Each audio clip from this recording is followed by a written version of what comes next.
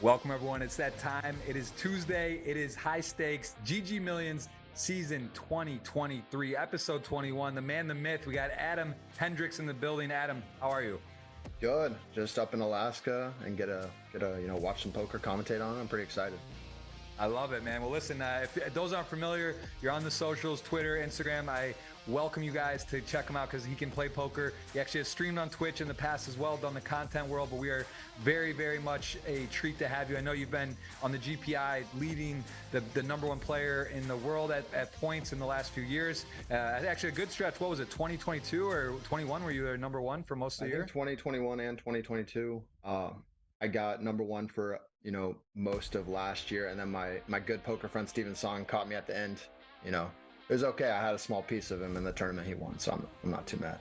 It was a hedge. You had the emotional hedge to not get the trophy and the thing. But listen, my man knows his way around the poker table. That's what's important. He's going to be here with us today. Appreciate the time, and we are going to take a look again at the ranking here, the GG Million ranking. Of course, Raw had that huge score, still on top of the podium, 1,584,000. Some other familiar faces in there have been climbing their way up. There will be prizes awarded to that. That is a tracker for the year. And of course, today, the prize pool over $1 million again, just standard stuff here on the GG Million. Of course, the GG Millions is it's the marquee tournament in the world. It's a 10,000 buy-in.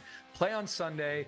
Come here on Tuesday to play out the final table. $250,000 plus to the winner. Everyone guaranteed 34K. There it is. 9 out of 116 remain. And final tables, they're just fun. They're always unique. They're always something. It's always a little different. Brazil consistently finds a place at this GG Millions table, and there is GTO Donk, 94 big blinds leading at 16 is your short stack, and 98% of the time we have an Austrian and a Brazilian represented at this final table, and it is, again, they are actually first and last. Let's see what happens there. Some familiar faces, and we'll be asking you about these guys. Adam, I'm sure you've battled with some of them live, maybe online, and we're going to dive right into the action. Anything stand out for you, name-wise, playing-wise? Your names, Marderosian, Klodnicki, Leon Sturm, who just came off a 50K bracelet win. He's pretty young. I think he's only like 23, 24.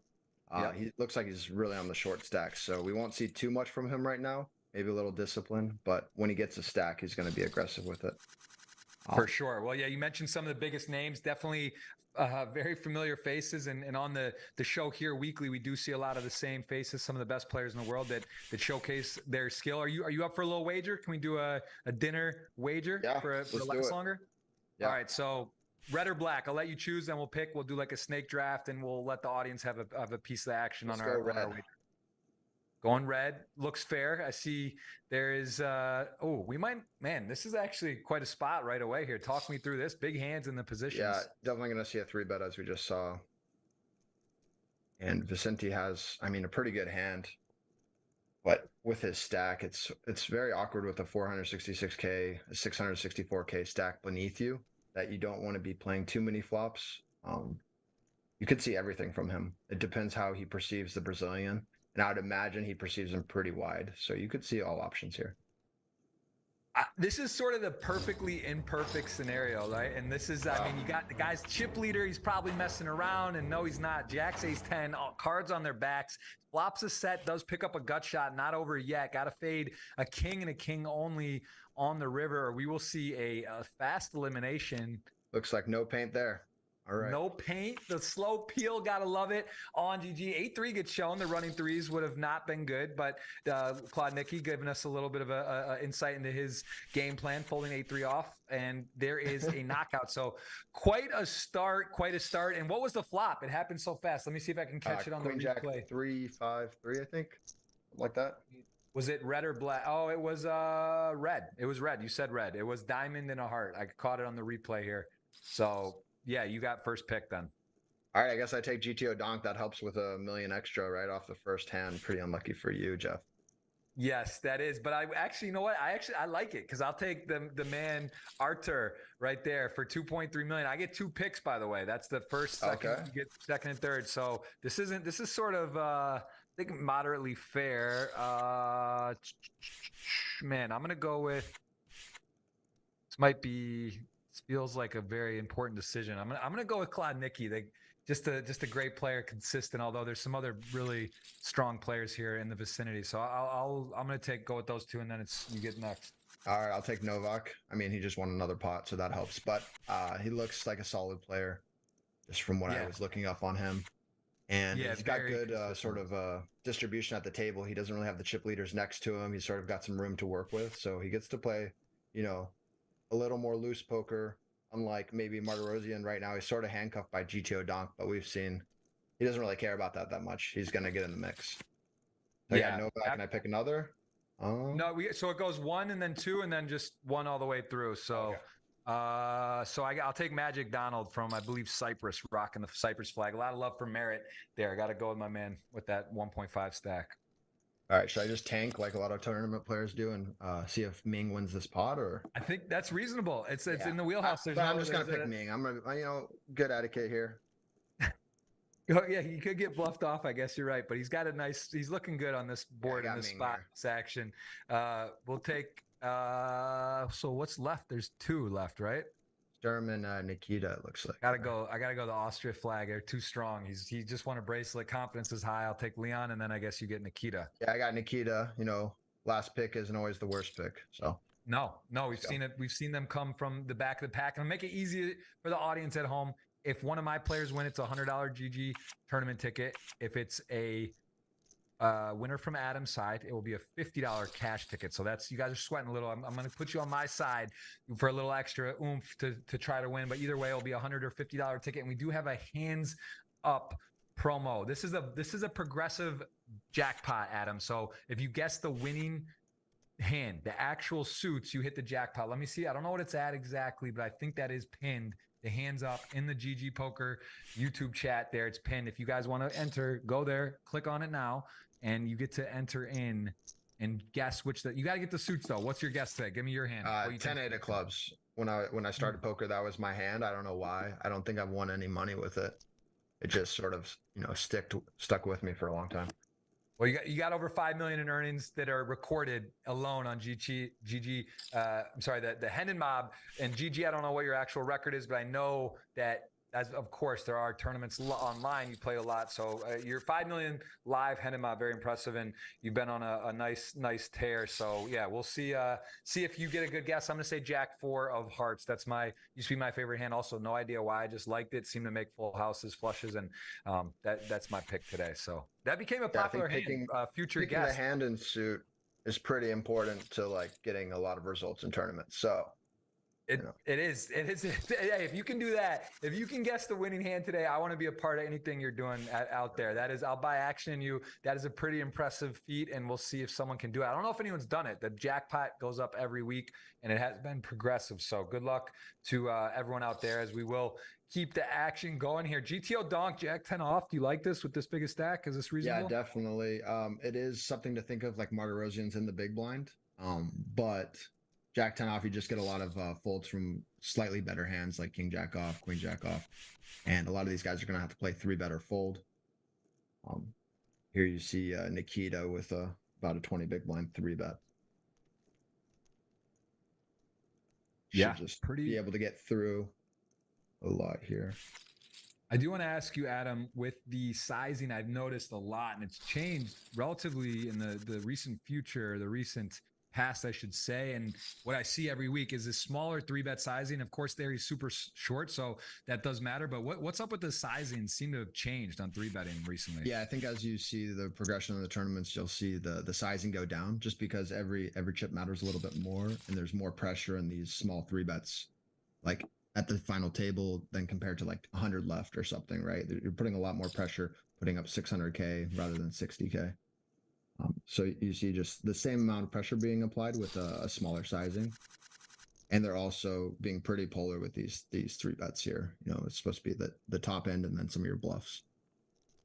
You're not going to have Very like sort of that middle value range at all times. Well said. I actually haven't heard anyone put it exactly that way, and that does make sense. But I think that's also too. It's a function of the final table, right? We're watching obviously the final table portion, so things are that does make a ton of sense why you're seeing that sizing and this is the portion of the tournament that we watch every week. So makes a lot of sense. Nice pickup there from Nikita, recognizing the chip leader going to be wide and goes with a modest hand, not a bad hand, but not the nuts by any means, and picks up an important pot.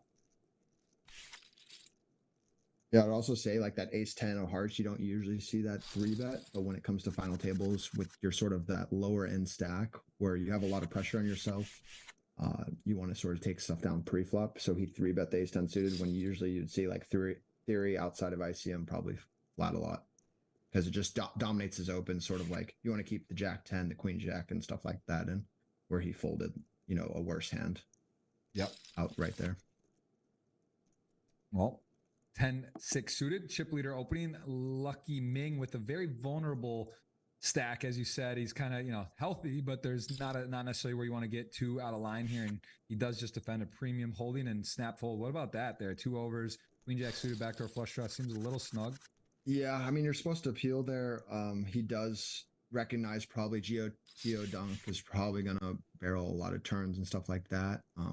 Sometimes you adjust based on theory, based on the opponent, if they're going to barrel a little bit too much, or, say you have a guy that's passive, you might just call always the queen jack suited because you're going to see a lot of rivers for free. Here, maybe the chip leader Gito Donk, you just don't recognize the full board coverage. You don't get to see the river very often. Then again, I would probably just call just because your queen and jack dominate a lot of his button range. Yep. And there you see the open queen king off and a 3-bet is king queen. Tell me about that position under the gun versus that sort of middle position 3-bet.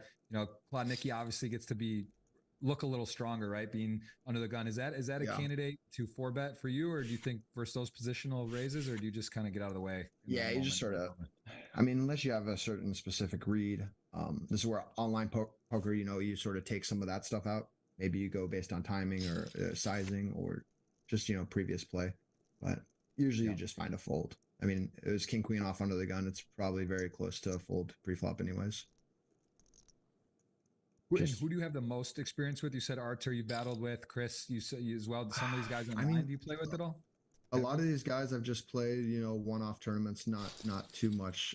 Martirosian, I played in the Bahamas a little bit. He was losing his mind a bit in the main event early stages. He's trying to build a stack. He plays really pedal to the metal poker. So that was fun to watch just as a bystander. When you're not playing pots, you get to see, him play these interesting lines and stuff like that make the game pretty fun. Sort of like Michael Adamo type. And then Klodnicki, actually, he won the 10K Super Bounty bracelet, which is just a mystery bounty at the World Series. And I was part of his run. I got about 30th in that. And he was just talking about how he hasn't played live in a while. It'd be nice to win something. The kids are back home, and then he just ships it for whatever it was. Funny how that works, man. It's the power of attraction, the law of attraction. You put it out there, you believe, you talk about things, and it's amazing how things work like that. Power of positive thinking is quite true, especially just for like a mindset thing in poker. Listen, Helmuth, love him. I love him, not like him, whatever. He's I know Helmuth super well for a long time. Such that positivity book. Are you shocked by him? Like when he wins a 10K turbo, like out of the events, he plays mixed games, some of the smaller fields. Like for him to take down the 10K turbo, does that blow your mind, or like you battle with him and do you give him a lot of credit? I mean, I give him a lot of credit. I was surprised because that type of tournament's really not his style, just because you have to play all ins a lot and sort of take the small edges in tournaments and those turbos. Whereas like he is a guy that tries to survive and hold on, but like these 30-minute levels, you got to sort of play. So that is surprising, just like going based on his style of play. Yeah. But I mean, I'm impressed with him in the way he can like navigate certain fields. Like he's done it for years. And, I think he does a lot of good, like exploit of, the big population of recreationals and stuff like that. I think he makes a lot of money that way. And I mean, if you ever play a pot with him, you are pretty confused when he does, whatever he does. He can fire, random 3-bet bluffs with 5 deuce off, or, I don't know, 100 big blind jams with aces. You just really don't know what's going on in his mind. It's yeah, I just remember the $1 million one drop too. He like ripped in, like open ripped aces. A guy had kings. He got like a double right away. Like stuff like that, like where it's just unconventional, but kind of can work in his favor. But no, Phil's definitely got. I mean, the guy's very very accomplished, of course, and nice fall through there. Nikita sizing puts his opponent in the blender, and Leon has to play for his term of life and does fold. What do you like there? Is that that pretty Yeah, I tough mean, spot? I think the follow through is pretty good. The jack for the jack 7 of clubs probably works against him. You want sort of Nikita to have the king of diamonds jack, ace of diamonds jack, stuff like that are semi bluffing. But when you have the jack, it sort of blocks those type of hands. I think Nikita realized probably Leon with the shallowest stack would check raise a lot of flush draws there on the flop. So when the turn comes, it's pretty disconnected. It he probably doesn't have very, very many flushes to continue with. So now he check raises top pair a lot, and now he's just sort of held with second or third pair by the turn, which becomes an issue. Yeah, it's very very tough spot. I mean, this is it really is interesting to see how people perceive ICM, how some people disregard it completely, some overly compensate. How important is that? You play a lot of these poker go, like the Aria at the studio, these 10K, 25K fields, right? Where you get to know people really well. How big of that is when you're at final tables that you sort of like on your notepad, are you like paying attention to people? If they is that a big factor, like to how you approach spots and shoving blind on blind, or Yeah, I mean, you'll see this a lot in like satellites if you play satellites, and like you'll do some work and it says, shove any two versus this guy. You can't call, you're on the bubble. And then this guy will be sitting with a cowboy hat, like he's from like Texas, and he'll be like, fuck it, I have ace queen. Why not call? Like, so you have to be careful. You have to know who's like playing sort of ICM, who's not, because it can get you and the other guy in trouble, right? When two stacks collide, it's good for everybody, but the two people playing it usually. It's a good fold with nines. You sort of want to have a card in your hand that interacts and blocks like aces and ace king and stuff like that. Nines just almost only block opens in 3-bets.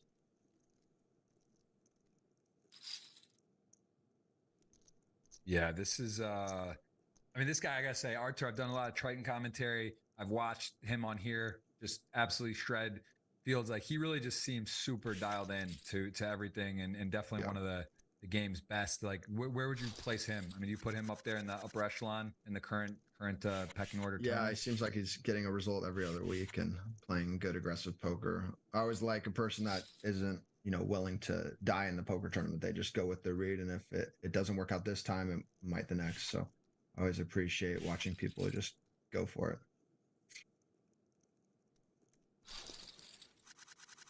Yeah, He's it's got to have a few millions wins too, right?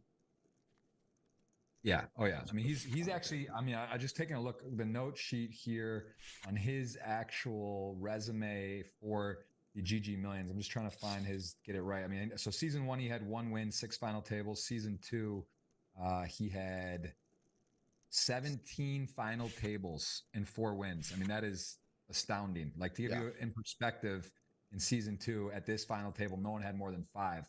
So he had 17. He in the money 46% of the time of season 2 out of 70 appearances. So like that is like unicorn stat. And then season 3 is 1-1 as well. So he actually has 6 titles, which is I believe tied for the most with Nicholas Ostad, if I'm not mistaken. But it's pretty impressive. This guy finds his way here a lot and plays a lot of volume too. So really a strong player. Yeah, and Novak, also very impressive resume. Ace King suited in the small blind, and GTO Donk with a big stack. I mean, he's double second place with Yeah. 8 left. How valuable is that? If you have this kind of lead, what can you really do here? It's incredibly valuable, especially how the distribution of chips are. Look to his left. There's nobody really. I mean, Lucky Ming has about 40 big blinds, but the rest, I mean, they're just gonna have to play 3-bet or fold, not too many flat calls, so you just get a lot of steals through. Yep. And I think with this ace king suited, I would prefer probably a 3-bet, especially against a guy that's opening really wide. Yeah, maybe There are ace king off. situations where like Leon has 240k right there, sure, but it's sort of a flat structure, and you want GTO donk to make a decision, right? It's a very easy decision when you 3-bet the ace king suited there versus a guy that's opening probably, I don't know, 60-70%, something like that. Yeah. And then like this spot's, you know, quite interesting. He can do the jam again or flat call.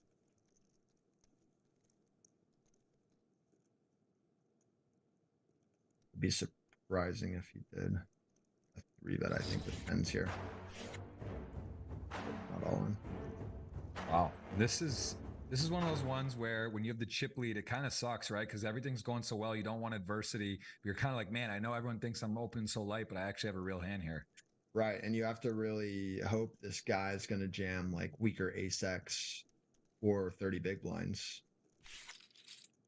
I mean, good lay down, maybe. I'm not sure. That one's probably going to be a call when you're opening so wide, but don't mind it too when you have 4 million chips.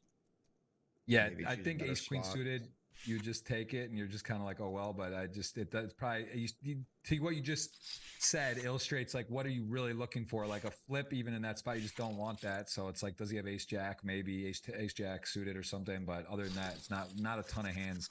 King queen suited could go crazy, but I think when you have about 30 big blinds, you're going to see people 3-bet the ace jack, not all in, and like the ace 10, the king jack, king queen, and then when they jam, they sort of define the range as like, you know, nines through jacks, something like that.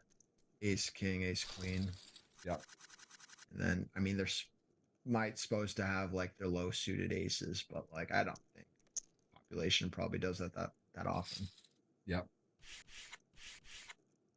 Yeah, that's a interesting spot for sure. I didn't think that long. Didn't go too crazy. And then Jack 7 off as a chip leader. Do you like first under the gun? Just get rid of it. Just no point to tango there. Yeah, I think that's a good fold that a lot of chip leaders think they should just call a lot. But if you think about it, under the gun's opening into your big blind. Leon's on 5 bigs. Like, is he really taking any weak hands? Probably not. And he knows, like, you're Brazilian, man. You got 4 million chips. You're probably gonna mess around a bit. So I like that fold. A lot of people don't really find it because they're like, I'm chip leader. You know, let's just call. Right. I think that's a good fold. James Macbeth in chat was saying, look at Martirosian's avatar. Is that John Noel Thoreau? I think that's the guy's name. They got second in the main event and tried him the other day. Yeah. Yeah, he also, it was like 9s to 8s. I don't know how many chips it was, but he got in versus Timothy Adams, I believe, right, with 9s. And it's pretty crazy. That guy's had some impressive results. I mean, he also plays everything, right? He battles, he's around on tour, but he's had some scores in his day. The open and check.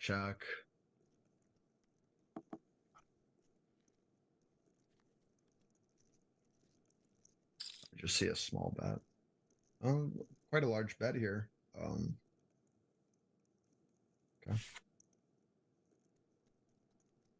Yeah, also a third giveaway on Twitter. It is now out there. Adam's eligible, although if he wins, I will double it down. I'm going to give away a $50 retweet. It's on my Jeff Gross Poker pinned on my Twitter. So that is another available giveaway. That's on me. GG is going to give away 50 or 100 based on, we did a draft. We have a dinner on the table and you guys have a sweat, whether it will be a 50 or 100 for you. And then of course the hands up is a progressive jackpot opportunity. So a lot going on here today, a lot to play for these players, and you at home, we always like to give a sweat as well. And Adam, any restaurant favorites, Vegas, otherwise, Florida? You're gonna hit any stops in South Florida coming up, or anywhere else in the world? I mean, I usually go out to Florida for this poker tournament they usually have. I mean, it's running right now, but I decided after the World Series, man, a month and a half of straight poker, playing every event, I just need a longer break. So I'm up here in Anchorage, Alaska, hanging out with my family, taking it easy, enjoying like the midnight sun. It's called the land of the midnight sun. We have sun till pretty much, I don't know, like 11 p.m. right now. So you'll be out with friends, or you'll be fishing, and there's no darkness. It's crazy. And what time is it? What about in the morning then? Or when it does go down, what times it come up? Yeah, like 6 a.m. I don't know, maybe who knows. You have to get these blackout curtains, or else you're gonna be in trouble sleeping. Very cool. I've never been there. That's one of the places I know nothing about. Like I just don't know any idea. I have such probably a misconception of how it is. I'm thinking like just wolves and sleds and like the North Pole. It's just crazy. Yeah. Like I live in an igloo and I go on a sled dog right to school type. No, yeah, I mean, I'm telling you, I know it's a complete off-base thing. I'm sure it's just like a normal city that's like a little colder, but is it how different is it? Like then let's say Snowtown or somewhere in Colorado or something. Right. So like Anchorage is 350,000 people. We're pretty urban compared to the rest of the cities. You'll find maybe like Fairbanks and Juneau and stuff like that. Those will be pretty on par with like a normal city, and maybe like, I don't know, Washington State or something like that. But everything's a little different here, especially during the winter. And then some of these towns are only accessible by plane or boat. I want to hear more about Alaska because I'm actually fascinated. But we got our first mini game with Queen. So let's let Adam. Easy. The dude's got 4 big ones. So I'm probably gonna do pretty well. Okay, true. That's true. That's interesting because you're right. There's not much. It's gonna be hard to mess this one up. You got to set with one big blind left. So hey, yeah, Team GG, I love them, but let's utilize Adam. We got GPI number 1 player in the world. Blind are all in here. The one big blind just in case he was opening. Like, I mean, it doesn't even matter if you like bet fold. You can't really bet fold 10 to over 13 to 1. So whatever. It's pretty much all in. I was gonna say, like, if you open like 7-8 suited here and the guy jams, usually fold, but now here you're getting like 13 to 1, you're not really allowed to do anything. Yeah, I actually might have been more interesting if you're Leon here, right? What he's thinking with, or what you would do if you had like, I don't know. I don't think there's too much you could be thinking. Like he's probably thinking about like a 9 with a bad gutter. Like what to do. That's about it. Oh, wow. You might have just got home. I mean, that's definitely one of a jack he's not going to think about, right? So yeah, this could be exactly that. Like, I guess it is always good to just check call your range here. Probably leave 27K back just in case it goes check, turn, and then check, river, and somehow you like find showdown and, lose. Yeah, he's got the 9 ball, right? There it is. You're dead on. 9-8 suited, backdoor spades, and hits gin. He's got a hold though still. Wow, look at that. Versus middle set, the gutter ball comes in, hits the spade, draw 2. Didn't need to hit the straight, and had to fade the boat, but does just that. What a hand there. Still in, Leon. Very strong. Might be his year. Could be his year. Young guy, you said, and I was familiar. I know he did have that big score at the WSOP in the 50K. Yeah, he was playing some pretty street poker. From what I was seeing, he was playing pretty good. The final tables, he's playing a little unconventional in spots. But wow, Queen 9 suited just shoots it up all in. Love it. Yeah, Artur also a fun guy to watch too. Just kind of seems to have the gears. That's what I love about poker too. And you see some of the best top tournament players in the world too have different styles. You got guys that are pretty solid, tight. You got guys that are like just go nuts or the overbet. So it's you never really know what you're going to get. And it does show you there's multiple ways to sort of approach the game and approach and what the table calls for. Right? It's nice to be able to play multiple styles so you can adjust when a table gives you something. You know how to utilize and attack it. How do you describe your poker game to the audience? What's your sort of style? Oh man, I mean, it's really based on the table. I mean, I'm usually pretty loose and aggressive till I don't need to be, or like people are doing that. There's like too many of those guys at the table, right? You always want to play the opposite of sort of how the table's playing. So if I'm playing mid stakes, I usually go pretty pedal to the metal, and the higher stakes, a little tighter to the vest, maybe. Here we go. We got it all in though. Queen nine suited sixes. Flip. There's the queen and the nine so Five far. of hearts for a sweat. Oh my Oh, come God, on, man. not This is that. what, like, it's just, that's a lot. Now it's a 4-out sweat to the river, or else we're going to see a GG. Tough one, man. Looks pretty good when you flop top two versus the under pair, but that is a GTO donk is going to knock out a player, and that is a 7-handed pretty quickly here today. So we are and the chips are moving to the top, so it's guys are starting to get a little short. There's a couple 600-700k stacks, but still enough play. 35k big blind, and we got a lot of play left still today, that's for sure. Saw there was a graphic up that Leon had about 1.5 million earnings on GG this year alone, and then last year about 112k. So the kid is rising. Yeah. No, he's definitely in the mix. Like, this is a name you'll be seeing, and when you hit a 50k World Series of Poker win too, it does help, right? It's a lot of buy-ins. You get ahead of you get ahead of the curve, and definitely has some ammo to fire with the biggest and brightest stars in the world. Triton, of course, just going on as well. What about you? Do you like those? Have you hit any of the Triton stops? Do you stick kind of, what's your like live tournament stuff look like? Yeah, I mean, there's so much in the States that it's really hard to travel outside of the US because like during Triton there's Florida, or like there'll be something in Vegas. So, you know, I haven't gone. I'm interested in going. They need a little bit more pot limit Omaha, I think, for me. But, you know, I think what they're doing, it looks awesome. I mean, the quality of the streams and everything, the reporting's top notch, and just everything about it seems very, very good. Yeah, it's unreal. It really is unreal. I'm actually going to hit the APT in Korea this end of this month, and this is where the offices are for GG and this production amazing team. So I'm looking forward to put some faces to name and go check that out, as well as play. I've never been to a Asia tour, and I'm like super excited. I think it's going to be just so unique, different, you know, and get to play in different style over there as well, and just to get to see some of Japan and Korea. I've never been to that part of the world, so that's I'm pumped about that.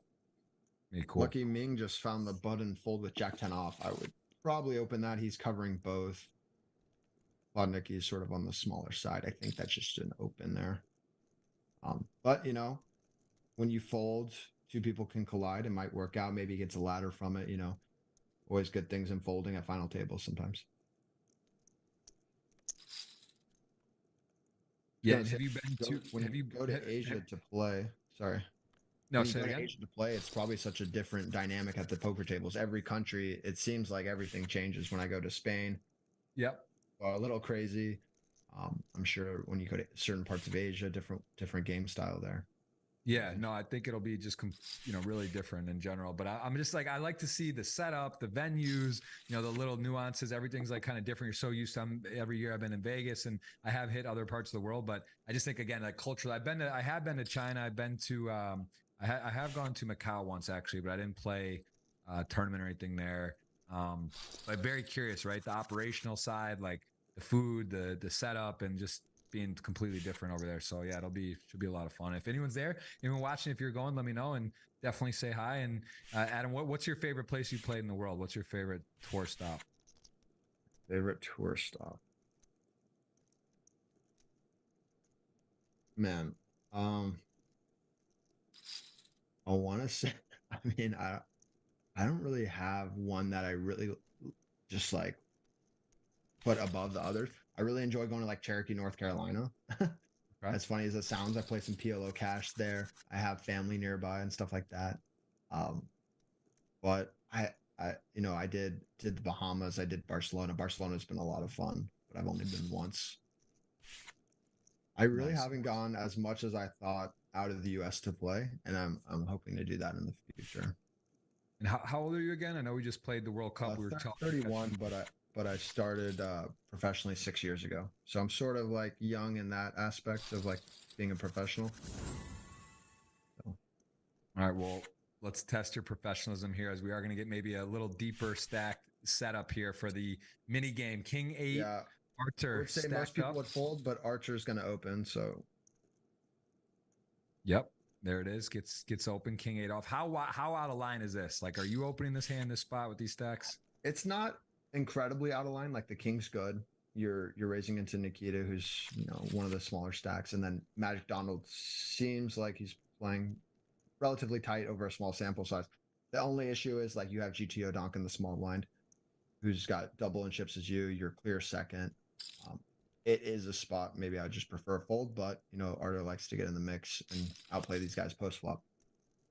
All right, so C bets flop, pretty straightforward, just with air, right? Just gotta be betting. So he bets. Now, does he have a plan on a club to shell off? Like what about here? He shuts down?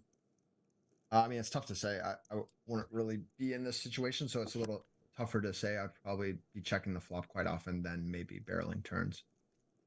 You see on like these ace X boards, a lot of checking as out of position versus like a button call or something like that.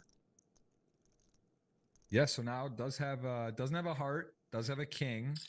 Broadway is possible. King Queen does bet here, and or not a huge sizing. Yeah, I think he's just repping like ace deuce, ace five, ace six, ace seven, sort of like this for this. It makes a lot of sense to sort of. The issue I would say is like, wow, Jack's there from Magic there. The issue I would say when you're repping pretty small in that river is you probably check the flop with those hands. So you're sort of weighted towards bluffs and then maybe some induces. Like some really strong hands. And I don't think people actually have as much of like the weaker one pair hands on the river there. Yeah, and Magic Donald obviously fills in nicely with the set of jacks, right? There's hands that beat him, he just calls. But if he has nines or sevens or some other hands maybe that he's targeting, that he's, you know, the broadways that I guess what else? King Queen was a straight, so I'm not sure. Yeah, there's not pairs. Too much of those. Some of them also improve with a flush, possibly. Two pair, and then also, I mean, some of them probably just fold the flop too, right? The Broadway cards, no backdoor flush on, no front flush draw, probably just fold the flop. And then, does he really have the smaller pocket pairs? Not very often. So he's probably just targeting the middle pocket pairs, like the eights, the nines type. Which, when you have an eight, it makes it a little worse. But you know, can't always. Right, have the perfect reverse blockers or anti-blockers. And 9-10 checks it. King Jack with the disciplined check back, and 9-10 fills in nicely. Klodnicki hits a nice card there. Doesn't get any action on the river. Decides to check and let his opponent bet do it. King Jack suited, is that too tight or discipline there to sort of check? No, I think I like the check. Don't think you're gonna get paid too much by worse. And then yeah, when you see at these final tables, people just make a little tighter checkbacks.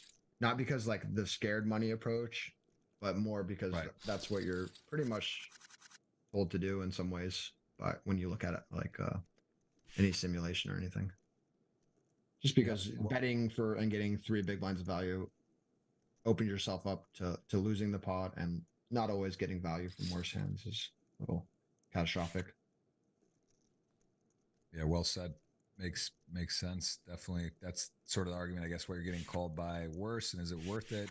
As we do see him open the King 10 suited. No action there. 7-handed. Welcome in, everyone. Let us know where you're watching the world. Adam Hendrix joins us in Alaska. I'm in Brazil, and we are going to be, I think, 33 bracelets I saw coming up here on GG as well for World Series. There's going to be some big action, big guarantees, 5K main event. I saw Negroni drop that tweet, and I think I'm going to try to get. Do you play some of that? Do you ever get on GG, try to win bracelets online at some point? I mean, during COVID, I headed over to Mexico and I played a lot. And then after that, I really haven't played too much, to be honest. There's just been such a live and online poker boom that, you know, it's almost not necessary for an American to even play online at some points. Yeah, that's a good point. I mean, poker's booming everywhere, and it is nice, especially if you have access in an area you can go for a period of time, just fire every day, high stakes and good games. Definitely makes sense. And this is a very interesting spot, as A7 is got the basically one of the worst case here, right? Because can't win, and now this card is actually going to improve GTO Donk to what was already a hammerlock, but maybe in lucky perspective, the diamonds are available. He doesn't have a diamond, could start talking himself into hands that he's doing well against, and be curious what GTO Donk comes with here. Try to get all the money. Yeah, he looks like he wants to lead, and he does. Yeah, I mean, he's sort of leveraging the fact that he's going to imagine Lucky Ming probably checks back on the queen turn a lot compared to like an ace turn. Yep. He's not going to be betting the flop very often with a queen. He like has king queen probably only as, you know, his queen X or ace queen.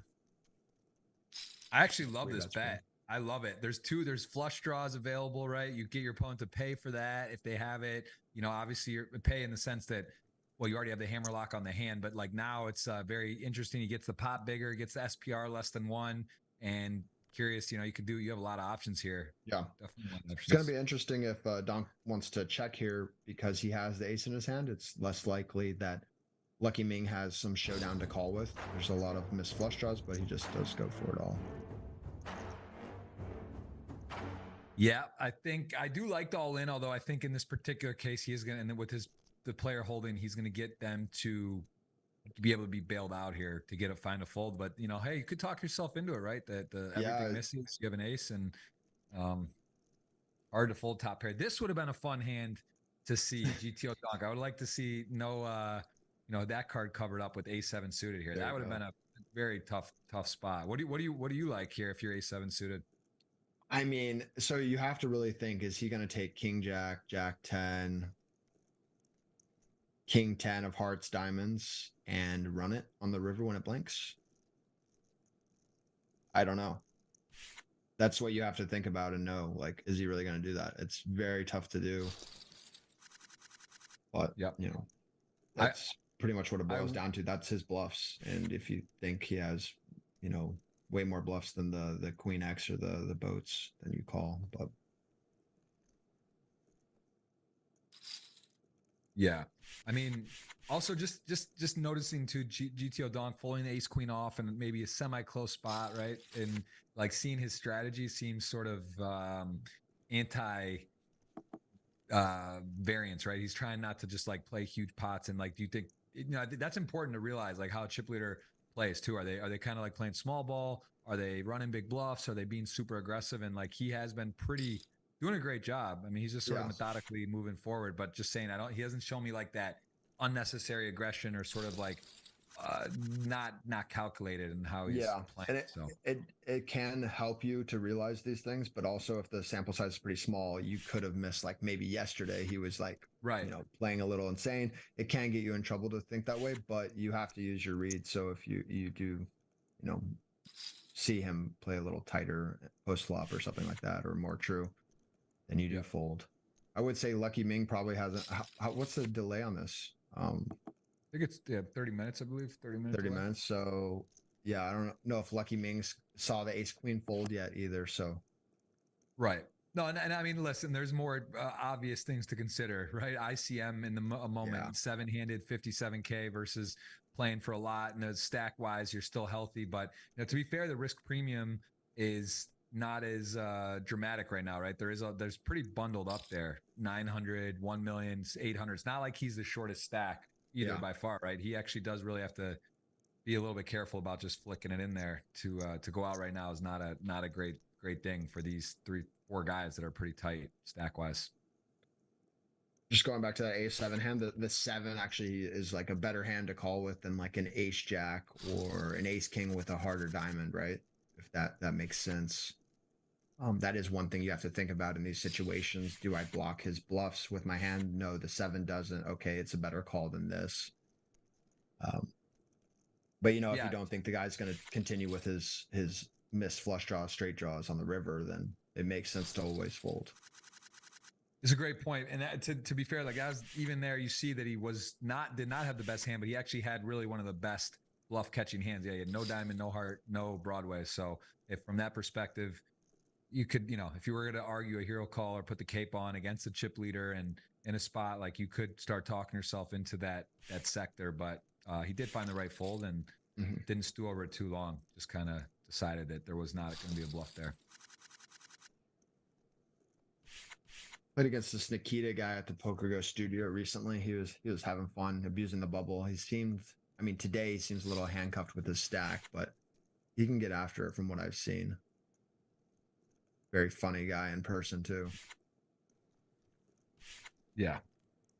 This is definitely again, what we usually see guys going for it with some of the tougher players. There's not a lot of tight, super cautious stuff. Guys are willing to mix it up, play aggressive, make some moves, big calls, big bluffs, which is always fun. And here is another strong cast of characters, some very familiar faces, and even the ones we don't know have seemed to be playing well, playing aggressive, and making some plays. As we see Magic Donald with a king queen.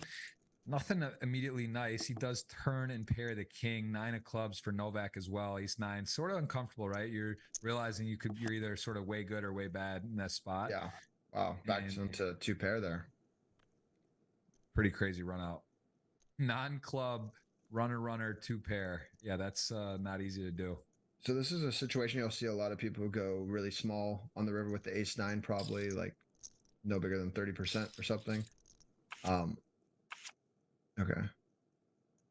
I think Magic should have definitely thought about raising there. You might not get too much value from it, but I don't think people are going to induce very often on that run out. Well, this is, I was going to say Novak could get coolered here, but actually as played, he may get bailed out because we got the open with 10s, aces on the button, and is this an intriguing spot to flat with 20 blinds, shove stacks behind, and again, and definitely makes a lot of sense to flat here too. I would say if Lucky Ming was 3-betting like Nikita or like Magic Donald here, Andre can get away a lot easier, but when Lucky Ming's like 3-betting the chip leader who's opening very wide, it becomes a lot tougher to fold ace queen. So we'll see what he does. What is that? What flag is that? Is that Dubai? Nice. No. Or yeah. It's wow. Ukraine flag, I want to say. No. Oh no, Novak is, but I'm saying Ming. Wow, aces 10s, big moment here. Chip leader. I'm telling you, 10s no good. It's got to find help on the river, and it is paint. No, that is safe. Going to be 1.7 million. So that will tighten the gap a little. Going to put him in the same conversation as Arthur Magic Donald, all right around 1.8. So he kind of got 3 things going here, right? 800, 800, 700 stack. You got 1.8, 1.8, 1.7, sort of tied for like this thing. And then GTO Donk has emerged with over 2x the latter pack. So I mean, this is interesting. Still very healthy for GTO Donk, but as we see, it's no guarantees in tournaments, right? Your chip leader, you double one guy, something else goes wrong, get coolered, and it's not a runaway. He was above 5 million and now still very healthy, but Ming really much in the game again. Right. It doesn't still change very much with the stacks, which is good for GTO Donk. I mean, it definitely sucks that he lost that, but we got to applaud Novak on that pretty quick ace queen fold too. Hijack button and small blind. That was pretty disciplined and good in that situation.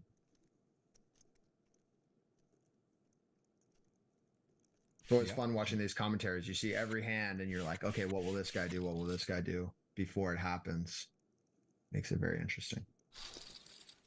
Yeah, absolutely. No, it's fun. I do love the mini game stuff. I love when they put the hands down sometimes, right? Because I will say, doing a lot of commentary over the years, which I really love doing, you get a little bias, right? It's like you can kind of call or figure out the puzzle easier, make the right. Analysis because of that information. Yeah, it's a little less it's more fun when you nail it and it's sort of like guessing or you don't have the other information, but yeah, you still get a lot of repetitions. And I actually think this is the best way for amateurs to learn, is you get to see whole cards up. You get to kind of guess what you think you should do. And then when it's not what matches up what you do, talk to some better players that you know, or sort of like learn or think about why they're doing it. And it's just repetition, right? You start to really get distribution too. You start to feel, all right, 9-handed. What do cards look like? What's a good hand? 9-handed, 8-handed. Oh, I'm playing this from under the gun. I shouldn't play this because of this reason. I'm playing 6s too. I just fold them, not open it. Or you see players like make pretty big folds with pairs, right? Where there's action, opens and they just get out of the way based on stack size. So I think like, again, final table, very different than other junctures of the tournament, but it is important to learn and watch, and you get to kind of expand your mind, and if it's not lined up with what you're doing, there's a good chance what these players are doing is sort of the correct way, or one of the better ways to play. So it's important to note and see how you compare.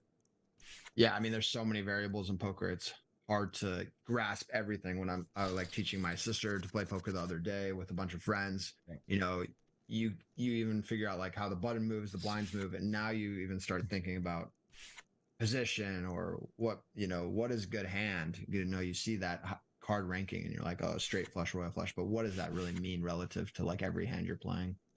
Yep. For sure. Yeah, it's a beautiful game. Really is always a constant learning. That's the cool part of something. You're going to go play in even a 30, 40, 50 person high roller field, but like there's going to be different stack situation. You're going to be short, you're going to be strong against this type of player, aggressive, tight, or the ICM, you're on the bubble. It's just I love it. Cash games are fun, but there's something special about tournaments where it's just getting chips and there's like a score you keep track. It's great how the GG Millions does too. They actually keep track of your profit, right? They're keeping track. They do it live and online where they record the number of entries in your plus or minus within GG Million. So it's not just like on the Hendon Mob, oh, you have 5 million earnings, but how much are you actually in? Okay. The GG Millions keeps track of your total P&L for the format for live and online. So it's pretty cool. Pretty cool to get a barometer on how you're stacked up in that format. Yeah, I was just gonna note on Martirosian opening under the gun 2 or under the gun 3 a few hands ago, and Novak was in the big blind. With 4s, you would see sometimes versus these looser players you're jamming. It makes sense to fold them off slightly better pairs, and then your 2 overcards that can't call. But I don't mind a call too. It's the more passive route sometimes works better. But maybe as an exploit versus Martirosian, you acknowledge that he's opening a little wider than most people with his stack would, and you cram it in.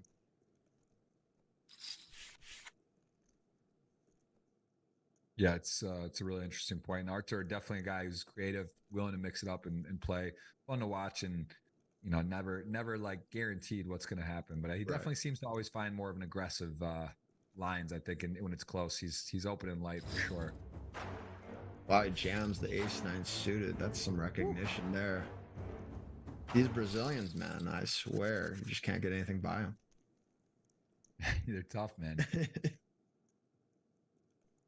You can it was great during the World Series. I could recognize the Brazilian players without them talking, just because based on their 3-bet sizes or something like that, they would always click you really tiny, and then if you 4-bet, they would call or continue. They'd never fold.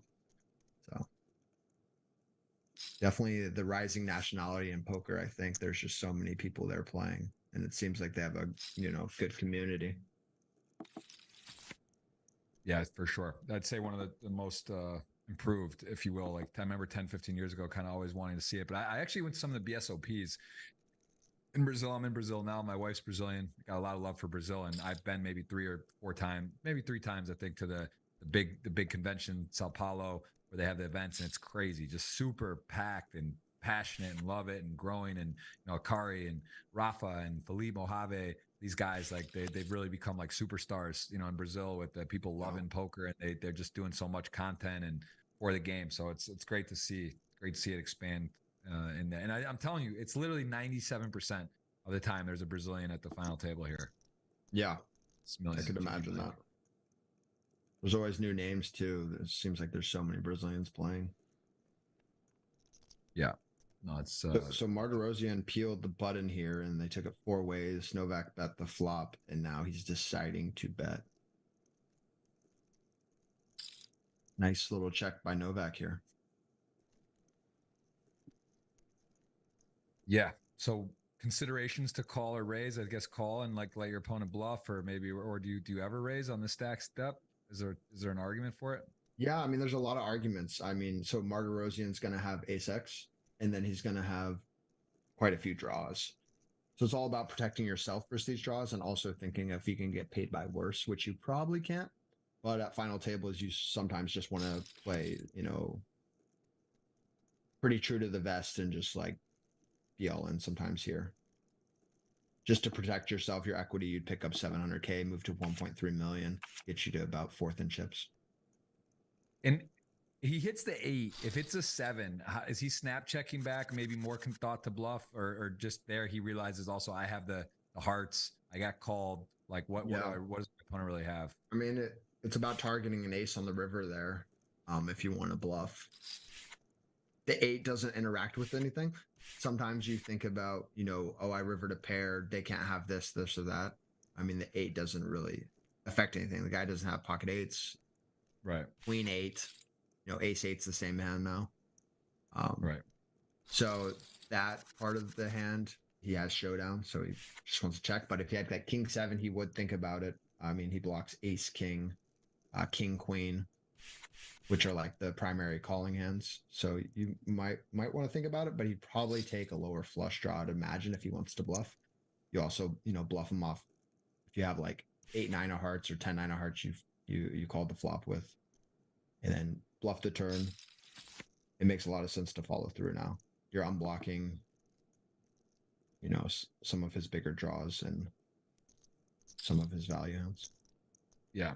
It's interesting though. Interesting hand. And again, just like I think that's at the top, like you talk about GPI and rankings and the best players, best tournament players in the world. It's just at some point too, you're so dialed into what people have, right? Like literally what the opponent's got.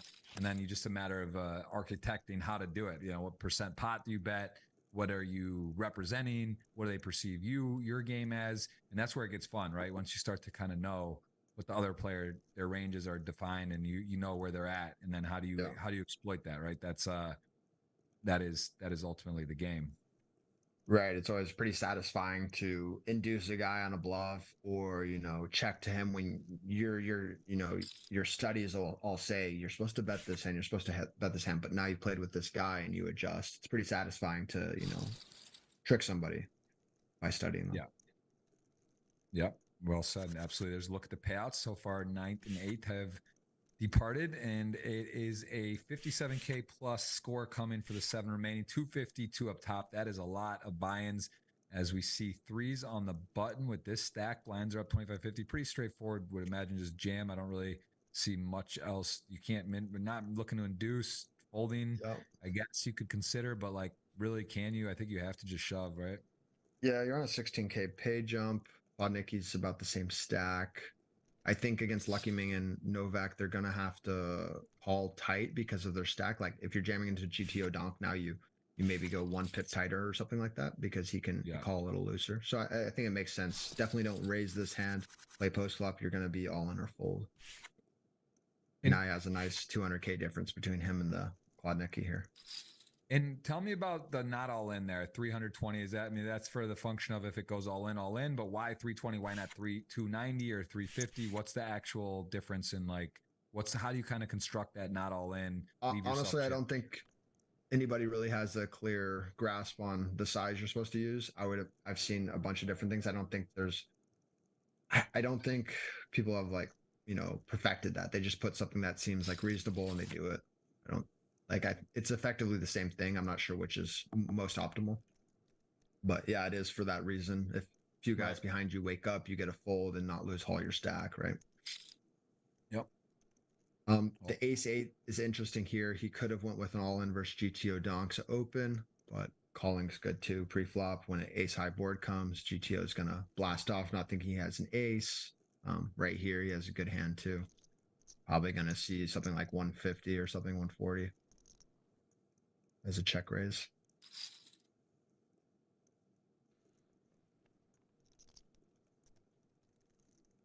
And yeah, you just have a fold here. No backdoor flush draws. Sure, you have 2 overs, but it's pretty dicey. And the big blind's check raising off a short stack. He's probably usually got an okay hand that's beating you right now, right?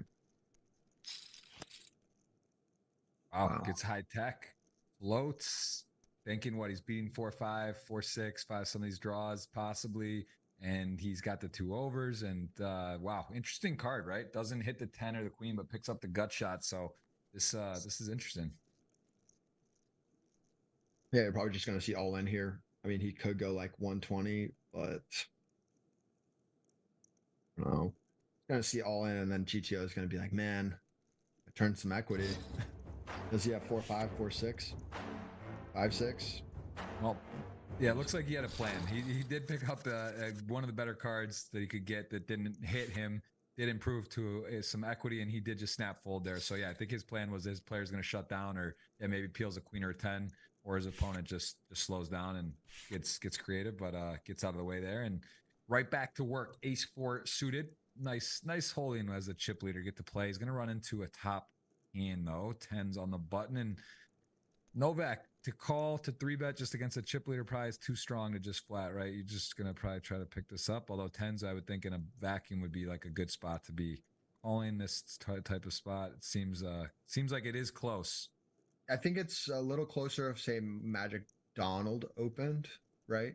Because of like how many hands he's going to be opening. But GTO Donk's been raising almost every hand, so I would definitely like be 3-betting. I think there are situations like you're really tied up with everybody, it seems. So flatting does make sense, but versus this guy, I'm just sort of like, all right. Wow. Wow. And I mean, Novak, though, this is like what you don't expect. I mean, granted, his time, he gets disconnected amongst it, all the chaos, but this is one of those ones where it sort of sucks to call off, but are you really 3-bet folding? I mean, I don't think so. You can't. That was a quick all in by GTO Donk there. 10s, Ace 4 suited. 10s look so vulnerable. Great flop, great turn. Needs a only the ace on the river, I guess was would have been, that is a nice double for Novak. Does take it, takes the spot, 3-bet call off the jam, and GTO Donk upstuck, the great Phil Lock. That's the first time I ever heard that term. I don't know if he actually coined it, or I'm gonna give him credit, but this is GTO Donk was at 5 million, now 3.3, still chip leader, but things are starting to feel a little less of a breeze at the moment, for sure. Right? So things have changed. What's interesting with Novak there was earlier he had the ace king suited off a deeper stack and he decided to jam, remember? And here he decided to induce in position with a smaller stack and 10s, which actually got him, a worse hand to put it in. That's why I was sort of talking about the ace king suited. You want a 3-bet in that situation to induce like an ace 4 to come along and jam or something like that. Here 10s, I was tempted to say I would just be all in because 10s just doesn't play as well post flop. And but I mean, credit to him, he got ace 4 to put it in with 33% equity, so it worked out. But that was an interesting, I don't, switch, not 3-bet or just all in with the ace king, and then here he induced the 10s, so that was interesting. I wonder why he changed it up there. Yeah, really. Yeah, that's you never know, right? There's small nuances. Players got their reasons, and they also have some history. This is something too in these sort of, let's call it smaller to the online typical field, 116 players in this week. It's like you're gonna battle with guys 2, 3, 4 tables, right? You're a little more familiar with them. You might have played with them previous weeks in the same format. You know them a little bit better, so there's gonna be more of a let's call it notes or tendency recognition against players. So that's something that definitely happens within the tournament, and also maybe in other tournaments. I streamed on Twitch for a couple of years really religiously, and haven't played online poker for a long time. I'm kind of itching to get on and maybe stream or play some of these WSOP events come up here. It'd be nice to win a bracelet. What's your you have 5 million in lifetime earnings. What's your I know you've won some Poker Go stuff. What's your trophy cabinet look like? What's your most proud win? I had a PLO 10K win at the Poker Masters that I was really proud of. Maybe it was US Poker Open, but it was my first win. Actually, during COVID, I was battling the really high stakes PLO tournaments, bubbled a bunch of them in really big spots for big amount of chips. So I was, really craving a win. It's something like in poker, when you feel like you're putting in a lot of work and not getting much out of it, you feel like, you're like, what's going on? Is it me, or am I just running bad? And you never really know in poker. It's very tough on the mindset. So just to get through that and win a tournament, I was, very happy. It wasn't the biggest win. It was like, 200K for first, which is great money, but it felt the best, I think.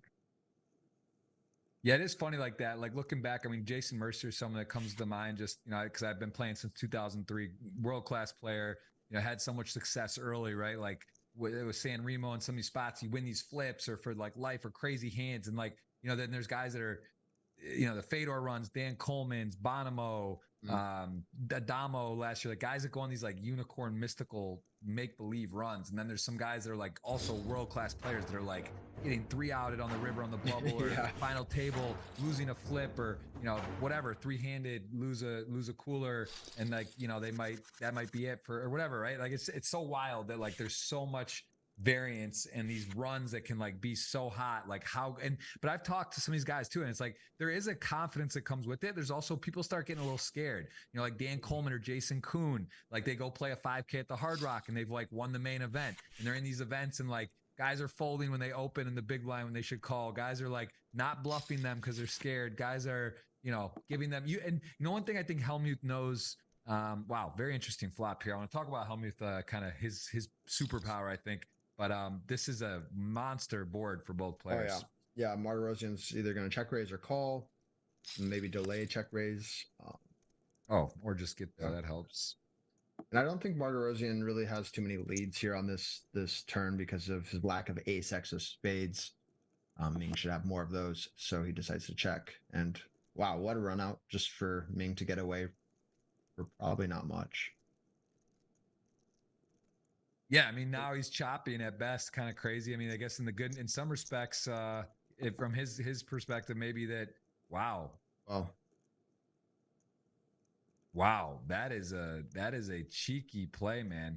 And you know, maybe Lucky Ming, okay, you know, you start talking to yourself, wow, I don't like my hand now. The board's chopping at best, and really Artur showing the craftiness there to slip it all the way through there. Could have easily, you know, as he does it, you realize how like that is actually an interesting play, right? You're going to give your opponent an opportunity there. Yeah, and it just shows how tricky Martirosian can be when you might, you know, value bet a worse flush there and you open yourself up, or if you have a bluff, just have to always be thinking against certain players. If I bet here, are they ever trapping me and stuff like that? So you find checks, but you always have to be cognizant of who you're playing against. Yeah, and man, that could have been a big pot. That was pretty lucky for Ming and unlucky at the same time, right? Yeah, I think that sums up poker. It's about perspective, variance. Life comes at you fast. It's not about what happens, how you react, right? Like you run. We were just talking about variance and results and that. It's just like funny. You can say like, oh, you know, really, it's a metaphor in life. Like every day, it's something could be, you know, there's good, there's bad, there's annoying things happen, or this happens. But you know, ultimately, I think poker really does teach you about variance and sort of, you know, like with crypto or the stock market or family members, whatever it might be, like you realize that things are always sort of moving and happening all times. Like it's just important to keep perspective on stuff, which is not always so easy. And the more extreme of things happen, the harder that is to do. But I think poker sort of makes you numb, if that makes sense. Like it sort of like coaches you for life, where like stuff does happen and you're like, okay, well, yeah, I get it. I understand odds. I understand math. I understand, you know, probabilities and all that. Here's Claude Nicky. He's got only, I think, 110 left in the deck. So it's going to be pretty tough. Yeah, the percentages don't reflect that, but we know that. And it is a 3. The 3 does running pair, not enough. And Chris going to get cooler there, of course, on that particular board, as a well-played hand from Magic Donald will bring us down to 6. We will have, again, giveaways for you at the end of the show. The hands up is pin. You guys can guess the winning hand. I think we saw what you said, 8-10 of clubs. I said Jack 4 of hearts. You said, is that right? 8-10 of clubs. Yep. We're not. I see another all in here, or here we go. Things are moving. Nikita's like, why me? I don't want to put it at risk, but I gotta call. I'm ahead. Here we go. Ace, queen, the king, shortest stack classic at the time, so flip and a dangerous board for a chop. I think Donk's gonna peel this 9 of clubs here or something. No? Oh man. Whoa, the unraveling a bit. 2.2, and now all of a sudden from super chip leader to effectively like tied, and actually Novak with the lead. So he's like sort of tied for second with 3 other players, and then a lot happening. Things are moving fast. Again, welcome everyone. Thank you for watching. We got a special show as always. The GG Millions. We're going to play to a winner from Sunday, final table. Next Tuesday, we will not have a show. The following week, we'll be back. And yeah, just an absolute always a pleasure to have everyone here. Thank you for watching. We're having fun. If you want to hit that thumbs up, you will be eligible for the giveaway, which will have a keyword shortly, and it will be either a $50 or $100 giveaway, whether it is one of my players that I drafted winning for 100 or Adams for 50. We are also got a dinner on the line, and you guys have a tweet. If you go to Jeff Gross Poker on Twitter, my pinned tweet, I believe it's pinned. I'm going to pin it if it's not. It was not pinned. I'm going to pin it right now. That is a $50 giveaway as well. Adam, I don't know if you had a chance to retweet. You will be eligible too. If you win, I'll give you the 50 and I'll double down. Get in there. Give someone else the 50 as well. So it could be 100. But yeah, we are in for a final. We are going to see who's going to win today. So let's go through and get to a winner as 7-8 suited, getting a little saucy. Jungle Man knows to bet the gutters. That's something he always talks about. And he does check raise and puts the 9s in the blender there. Wow. Nicely done by Novak. That was a interesting play. He didn't have the backdoor flush draws, which can work for and against you. Like you're trying to check raise them off, backdoor flush draw hands. But yeah, I mean, it worked. It was an interesting timing. It seemed like Novak took a lot longer in that situation with that hand just to make the play, which we haven't seen from him, I don't think. Usually he's been pretty fast with his decisions. Yeah, and going back earlier before those 2 all-ins, you're talking about just the variance of, 3 outers and, somebody's running good. It's like for every Bonomo or like Adamo running good, there's probably some guy, maybe not as skilled, but close, that's just running completely opposite. There's outliers on both ends. And poker's brutal that way. You'll never actually see maybe who the real GOAT is in poker if they don't, put in enough volume or run good at the right times. There's been so many times maybe you've doubled up first hand of the tournament, but 30 left, you take a beat 28, 80-20 or something like that. And it's all about, running good at the right times. But as Galfon said, as soon as a bad turn card comes that you're not, you weren't thinking, you're like, oh man, please don't turn a flush draw or something like that. And that card comes, you just have to, instead of being emotional with it, you sort of think, and you're like, what's the best play to do with my hand now? And that's, that's all you can do. And that's all you can control. So that's the best way of thinking of it. Yeah. I mean, that's kind of my point though, too, right? Like why it gives you so many examples so quickly in poker. Cause this is true in sports, basketball, soccer, different spell, like the best player in the world, or, what could have been, or maybe a guy that got deterred or had a bad coach or he didn't like a coach or got cut from a team, right? It's just some things it just ends there, and other people just they refuse and they just believe or they will it, so it's again, it's very interesting, right? It's a constant thing in life, and your business, your personal relationships, all that stuff that is sort of in a way, I think poker players are much more conditioned. They kind of get a lot of benefit out that later on, whether they play a little or a lot, and that's it's invaluable, right? That's one of those things where it really is just I think that it is something that is I love to say that as well. It's not even necessarily the result, right? In poker, you could actually have played poker for a year and lost X amount of money and been man, that was brutal, and wow, that was such a waste of time or whatever, right? You could think like that, or you could say, you know what? I've played poker for 5 years. I'm averaging X amount a year, right? That I'm losing, but actually I've met this relationships from it. I've had these business opportunities come from it. I've learned this about myself and whatever. And it could be a plus EV, venture for you, and or or value wise in life. It could be better. Bill Perkins is one of my closest friends. Amazing guy for poker, business, whatever. That was something Bill's worked with hybrid poker now. He's put time in his game. He's gotten a lot better. But there was a period of time where Bill was he knows he's just donking around, right? He used to play and mess around. But if you actually took Bill and took him over, let's even say the first 5 years of him playing poker, he'll tell you probably it was actually forget the result. He's met unbelievable people. He's got business ideas that have happened. He learns about this or that, you know what I mean? And he would actually probably tell you it's a value add, even though from a P&L, it might show that he's down money, right? That's the crazy thing about perspective in that too.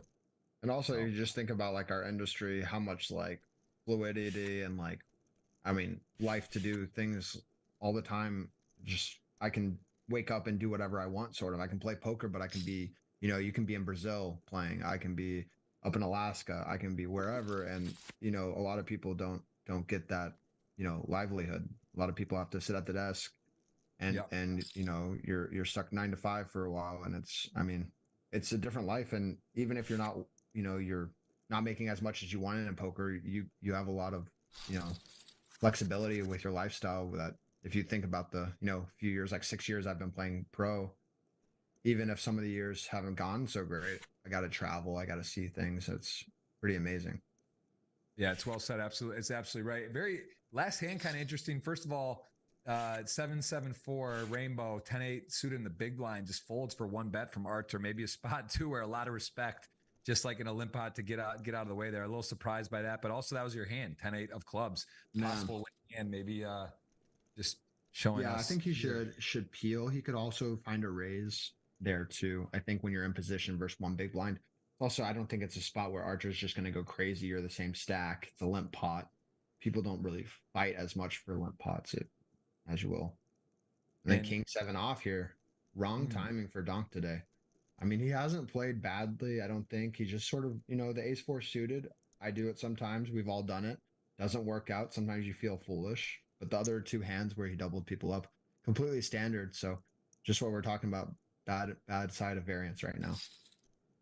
Interestingly enough, Novak has all options there, right? He really was thinking what to do. He goes for a small flick and gets the fold and does separate himself to over double second place. But GTO Donk just goes for attack. And what about the King 7 off selection? Do you like that? Sort of like the big little gap, unsuited, out of the blind instead of calling or folding maybe? Is that just, I mean, is it? Yeah, it happens sometimes.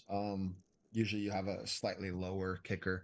I would say it's not done very often when all your stacks are like pretty much, you know, Martirosian, Donk, Donald, because Nikita are all pretty much the same. So you really lower your frequencies and you want to rely on probably an ace. But you know, if you have some sort of read, the guy's opening too wide and won't fight versus that 3-bet, you know, you can go for it. Yeah, does find himself. I mean, I'm telling you, I'm in that situation. I'm worried about GTO Donk. Even with 1.5, he's not the shortest, but like mentally right now, I feel like that is you're in a dark place when you have 5 million, no one's even close to you, and now you're sort of like, you're like, wow, imagine I got sixth or whatever, and I'm one of 7. It always like, creeps on you when you're sitting in a tournament and you're looking at your stack and you're like, man, I could be at risk any second now. And you were thinking about the money you would make and stuff like that. You have to have really short memory and just think, did I play well in these situations? If not, what should I do going forward? And just try and be smart about it. But it's very, very hard to do when there's 250K on the line. And then you'll see in these situations when there's a stack that covers in the small blind versus big blind, they're going to play a lot of raises or all-ins, just leveraging that the big blind can't call too much, and it's going to play a lot of all-ins or folds. Yeah, cooler on the horizon. Yes, it is. This lucky is Ming might be lucky. Yep. Arthur though. Arthur, does he just seem like okay. Right. Well, that opens up a lot of possibility for a non-all-in. So this is a situation with Novak where people I think get in trouble peeling multi-way with certain hands. This one's probably okay, but if you think about it, the Jack 10 off is so dominated by the small blind or even the opener's range that it becomes a really sort of like a reverse implied odds call, where when a Jack comes or a 10 comes, it's really troubling for you. So you want to call you'd rather call like 5-6 than Jack 10 here, just because the small blind usually has dominating Broadway cards.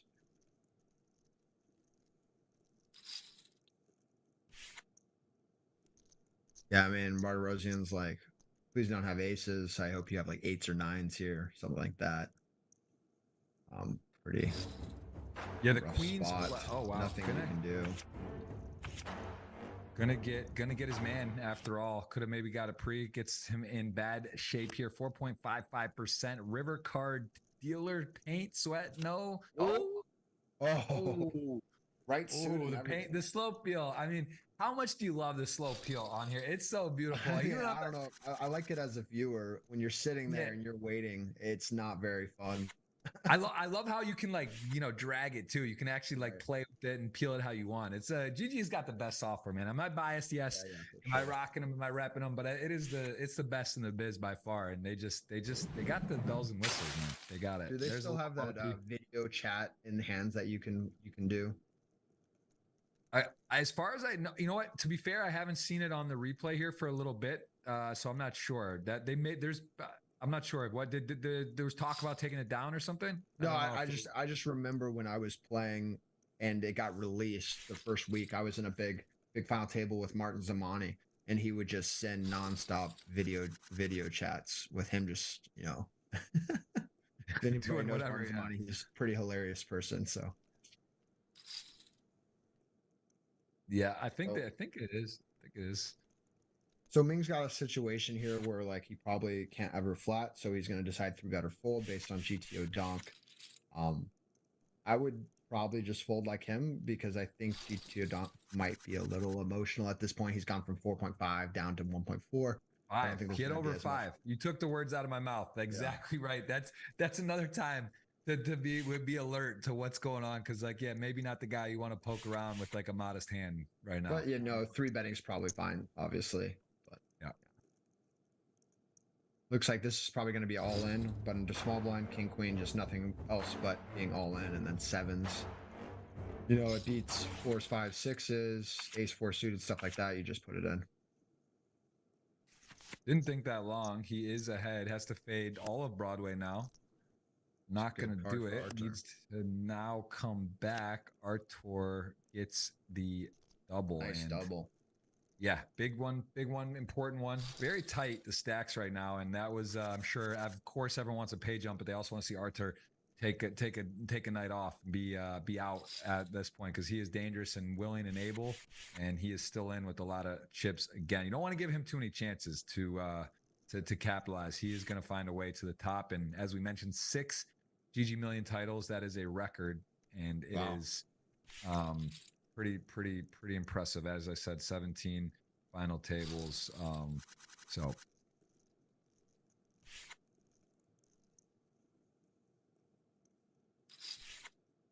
King 8 suited, definitely. If he's opening the King 8 off from the cutoff earlier, now King 8 suited, he's opening, and it looks like it's just going to get through.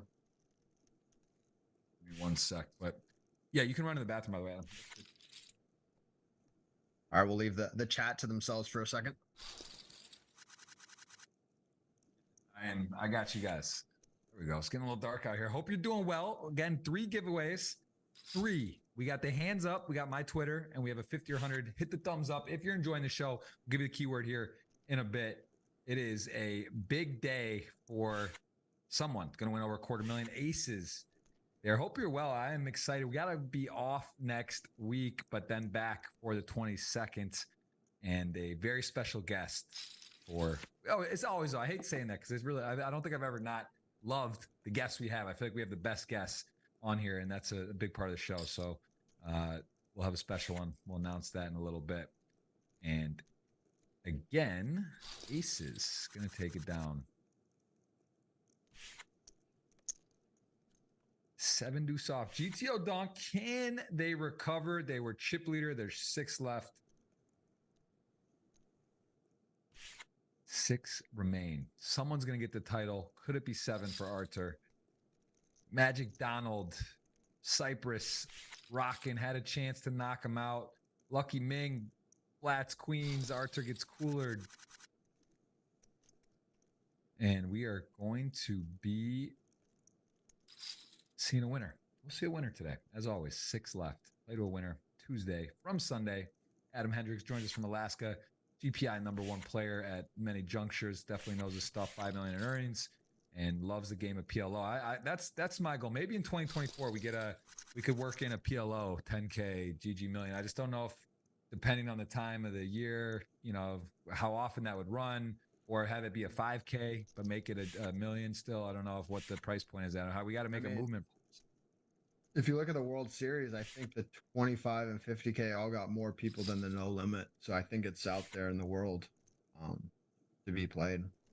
But I'm not sure if that translates to online. I think you see a lot of the PLO high rollers. You see a lot of non-tournament pros showing up. A lot of cash game guys actually come and play the tournaments.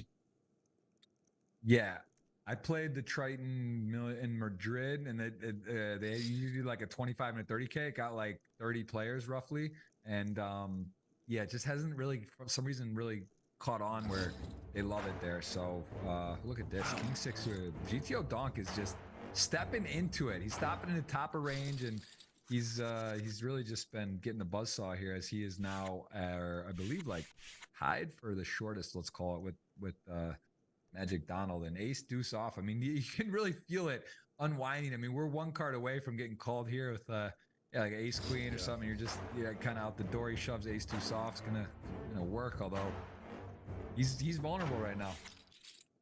Yeah, credit to Archer too with the king queen off. I mean, he could easily just flat or find a tight fold, but he just went all in. I mean, he knew. And then if GTO Donk decides to open this, man,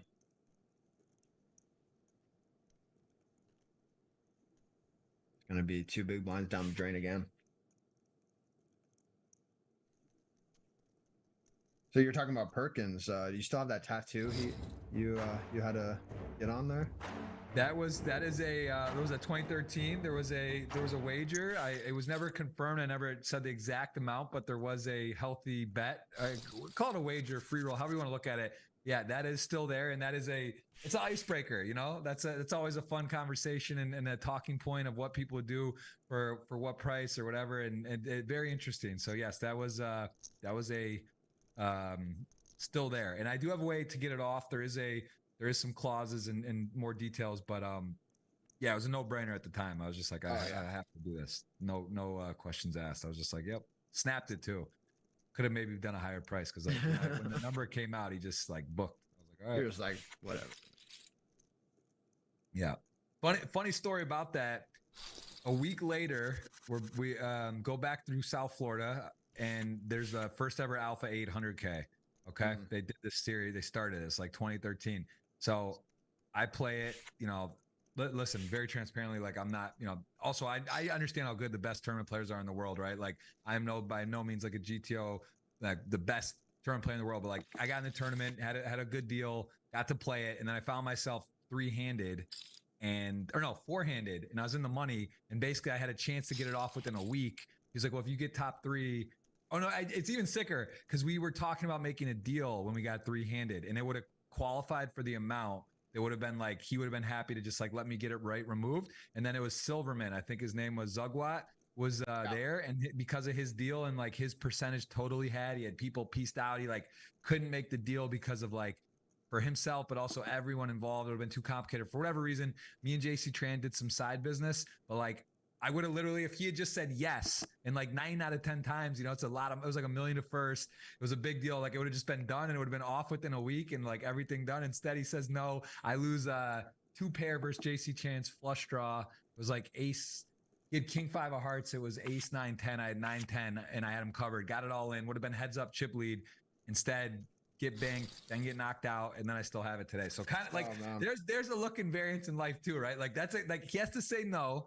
Then I have to lose that hand, and then like, here we are 10 years later, and I still have it. So it's just like, hanging out, it's crazy. It's crazy, but all good, right? It's not what happens, how to react, and it's you take the ebbs and flows. Man, I remember I was in the Poker studio when Chris Brewer was approached by Kerry Katz about the mullet. Do you know about the mullet? I do. I don't know the exact details. I know it was like a year, and there was a certain amount or something. What was it? Yeah, I think it was and then it was like a monthly payment he kept getting for it or something like that. And then as soon as he shaved that off, I think he went on his heater. Oh, here we go. Quick all in. When you have ace jack, you're happy when you see that, but you're not happy to see a 7-8 suited. Yeah, and still live. 10 would end it effectively, but to the river needs a 7 or an 8. Still gonna have chips if he doesn't win. A lot of chips in the middle, as a matter of fact. Artur does not get that magical card, and our friend Magic Donald actually will be right back in, healthy, kind of exchange blows. And here we go. It is your time, Adam, to shine. Queen 8 suited in the big blind. This has the makings of a fun one. Chip leader open. See if anyone else gets involved. Nope. Just a call here. Okay. And then proceeding pretty cautiously, have 1.5 million covering 2 of the short stacks by 300K. All right. Ooh. 844. Start with the check. Okay. I think he's just gonna find a check call here versus hijack versus like button or cutoff. Maybe start mixing in check raises. You do have a backdoor flush draw, which works for you, as in like the check call line. With like queen eight of diamonds, you'd probably check raise a lot more because you need more protection. And I think with 20 big blinds, I don't think you want to be starting to pile the money in here with sort of a weak top pair, but does find the check raise.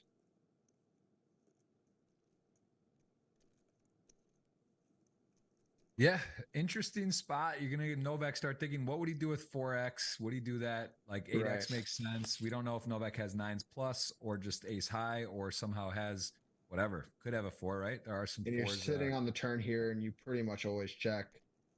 You want to slide some 4x in the check range here, and on the ace, it's pretty much just a range versus range card. You're not going to be betting very often on it. Like if it just goes check, check with your 4 on the river, you get your value on the river by going all in. And then you want to keep some, like the queen jack backdoors. You want them to bluff. Here with the queen 8, you're just going to check. And I'd imagine he's just going to check fold. I mean, you're just putting yourself in pretty much hell at this point. I don't think I would say a bet's great here. Because you're sort of targeting those, broadways backdoor flush draws, and when you have a queen of hearts, this works against you, and then you're just sort of inflating the pot now.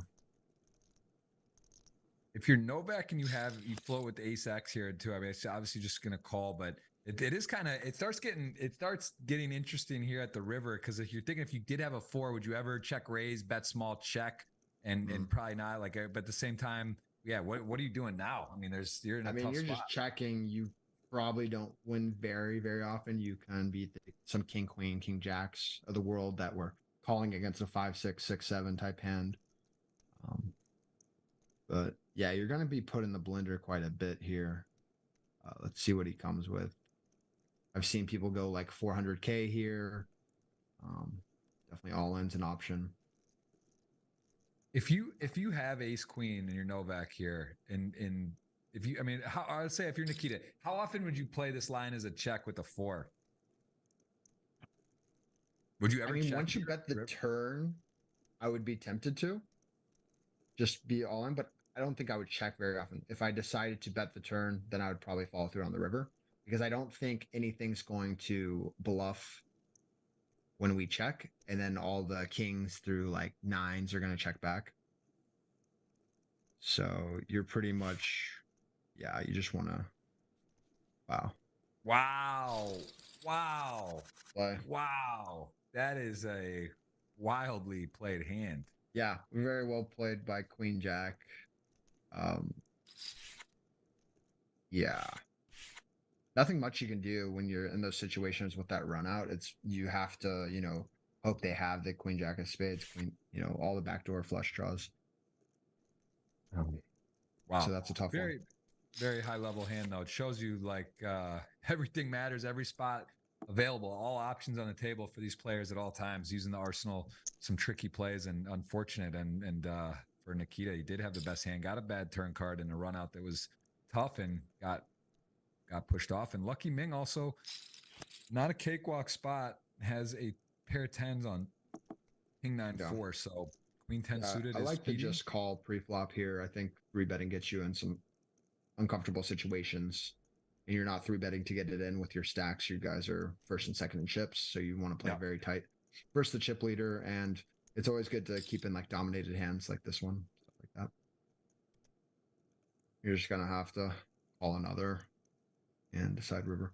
On that last hand, it is interesting the sizing Novak used with an all-in, because what he's really sort of targeting is like an 8 or some, not much else really. So going all in, does he really go all in with an ace X on the river? I'm not sure. I have seen people do sort of a smaller size in that situation. So something to look into. I mean, he played it well, but that is one thought. if you're trying to dissect if he's bluffing or not. But it's a very, very tough situation. Well, he put Lucky in a very tough spot again, and he did get a fold. You said he kind of got a call Valley River, and he did release for that size. And on the turn, Lucky just kind of, I think, happy with this chaos to be in second right now, did protect his chips. He did get bluffed off the 1-over and gut shot. And Novak showing his stuff. Take a look at his resume. I know it's definitely impressive as well. And we have seen that fanned out on the screen there on the left to right. But if you take a look at Novak's resume, season 1, he did have a final table. Season 2, 5 final tables, no wins. And then season 2023 here, he has, I believe, just his final table. So he has no wins actually in like 7 final tables. So maybe this is. He's playing like a winner today. I think he looks like. I mean, obviously his chip stack makes him look like a favorite, but that Queen Jack bluff was pretty incredible just a second ago. Yeah, that was an awesome hand. That was definitely a noteworthy hand. It was also one of the mini game hands. And again, if you're having fun, if you're enjoying it at home, hit that thumbs up. We are going to be playing to a winner, and we will be giving away a plethora of things. We got the $50 or $100 ticket that's going to be released here soon. I'll give you the keyword for that. And then we also have the hands up. You guys can enter in the jackpot, and then the tweet on my Twitter, Jeff Grows Poker. Put that in one more time for you guys. That is a $50 opportunity as well. If you retweet follow instructions, we'll be giving that away. So a lot to play for and a lot of money. $250,000 up top here. What's the biggest tournament you ever played where first place you made a final table? What was your biggest sweat ever that you played for? Just recently, I think, yeah, definitely the biggest. It was the biggest PLO tournament ever, I think. This World Series, the 50K PLO. I think it got 230 people. Maybe, I think it's 2.3 for first, 2.3 million. Incredible. Sick. But I got 5th. I sat down at the final table. I had 8 big blinds. I got dealt the button.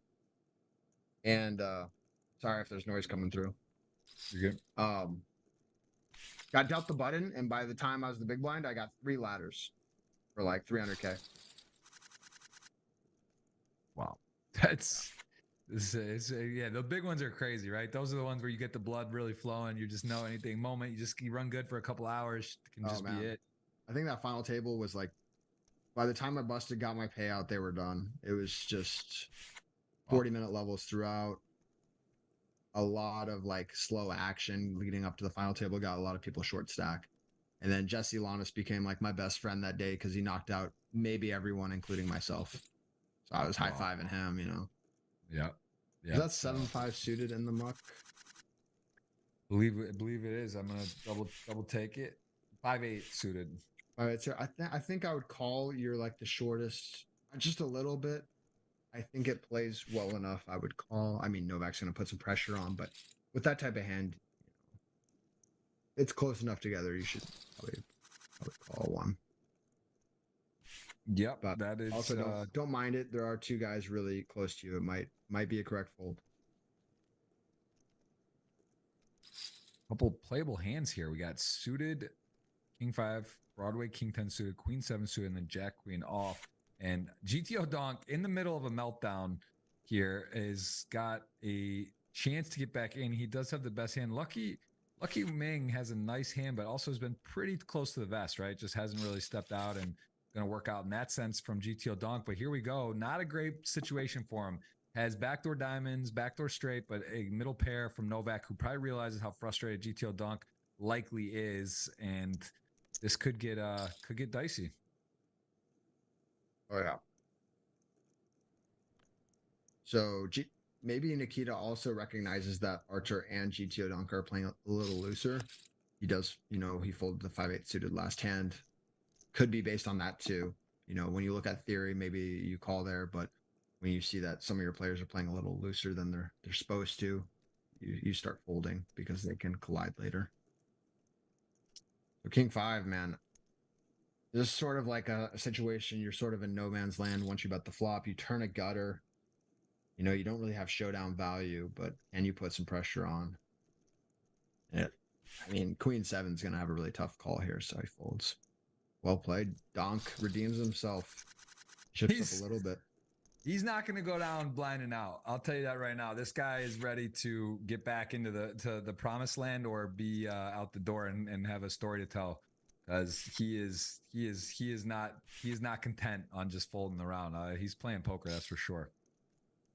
Fun for the viewers, not so fun when it's not going well for him, but at the same time, you know, still it's final 6, right? There's 73K locked up, nothing to sneeze at, and plenty of time remains. So let's see how it will play out. As Arthur, man, was he rocking the UK flag? He's Russian. I guess he might be living there now, or maybe that's where he's at. But I think that is a Dubai flag, if I'm not mistaken. Is that Dubai's flag? I've actually never seen Dubai's flag. I'm pretty sure, but then I'm not sure actually if they, I don't know. The jurisdictions and all this stuff changes all the time. I don't even know what, you know, where exactly stuff is eligible to play or not. Things change. I think I thought the UK is like separated too for GG or something. I don't even know. But anyway, as it stands, someone will be winning a trophy today. They'll be winning the GGMillion title. I think they should do trophies for all these events online, man. Like, you know, Full Tilt, they used to spend money per t-shirt. That was before your time. They'd send you if you knock out a pro. Like, imagine how much they were saying. Like, send a trophy. You win a tournament, it's hard to win a trophy. It's nice. Get a little mantle, get behind, stack it up. Like, I don't know where the cutoff is, but like at the end of the day, it's not that expensive. Shipping and handling, you know, mass buy them, get a collection. I mean, it's just a nice touch. Feels awesome to get any sort of trophy. You can give it to family, friends. You know, I gave some of my trophies up here to my parents in Alaska. You know, it's like always nice to just have something to remember these moments. I actually have a trophy here in Alaska. I won like a Irish Poker Open or something. They sent me this really nice green and silver trophy from that. Yeah. Awesome. Trophies wow. are great. GTO Donk, pretty. I mean, Nikita's in an absolute hell right now with ace-3 off. It is what are the other stacks? I mean, he's also the shortest, right? The shortest. What man. Those are really tough spots. I mean, you're not a huge equity favorite versus much. King 3, King deuce. Do they get in there? I guess suited. Maybe they jam. But he was reaching with Jack 7 off, which is feels loose, but you know, that's a tough call to make. You're just not very ahead. You're taking a very small equity advantage usually there.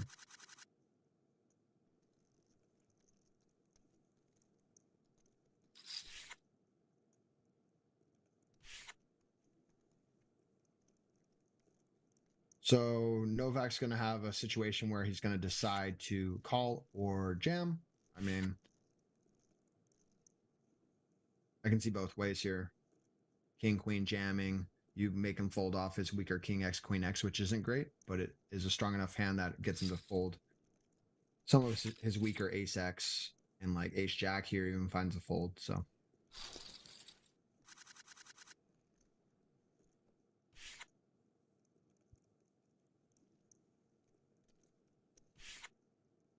and then I see another situation developing with Lucky Ming opening, and Novak's probably just going to put it all in. Queen Jack suited is really a hand that likes to jam these situations decent amount. But calling is also very, very nice versus a 25 big blind stack. It's not great to double the gap to 4 mil. And Ming has been relatively straightforward, I want to say, pre-flop, but I'm not sure. So he's gonna, I think I mean, he just has to call in this situation. You become the chip leader when you win. Sure, there's some ladders, but they aren't huge. So you just sort of put it in and you hope. Wow. Big flop for Queen Jack of Diamonds here.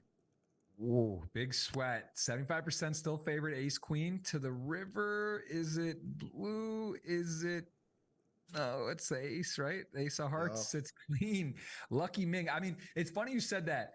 I actually wasn't 100% sure he would call, just based on his style and how like he's been super. I mean, you're right. I think you think he was definitely going to call, but like I thought he might take a little longer and consider it. I mean, he's in a pretty good, decent spot, but you're just too strong, right? You really in this spot, you're just too high up. But I mean, what are you what are you imagining you're behind against when the guy jams 25 bigs? You sort of think too, like, okay, maybe ace king, sure, 8 to 9, something like that. But everything that you're completely dominated by, probably 3 bets.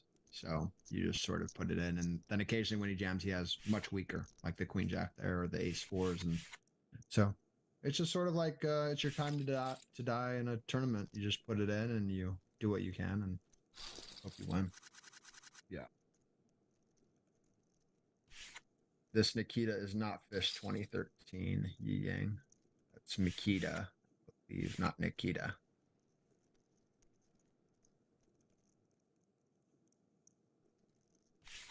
Yeah, that was interesting hand. Novak, Joe. Novak really just creatively, he was really chipping up, kind of running away Yeah. On stuff. And that was maybe, you know, got a little bit carried away, but also I think just understanding too, Lucky Ming, ace queen, not going to fold, but going to make some big folds and did take that into consideration. And ultimately had a good hand to shove and just kind of ran top of range and still could have got there. He didn't. Yeah, I mean, it's versus a button open. Very few hands to call with, so you just put it in. I mean, we just saw him in the big blind with king queen off, full Archer off ace jack, so you can see the variance in poker. You just play a range of hands and you hope they don't have their top portion when you bluff.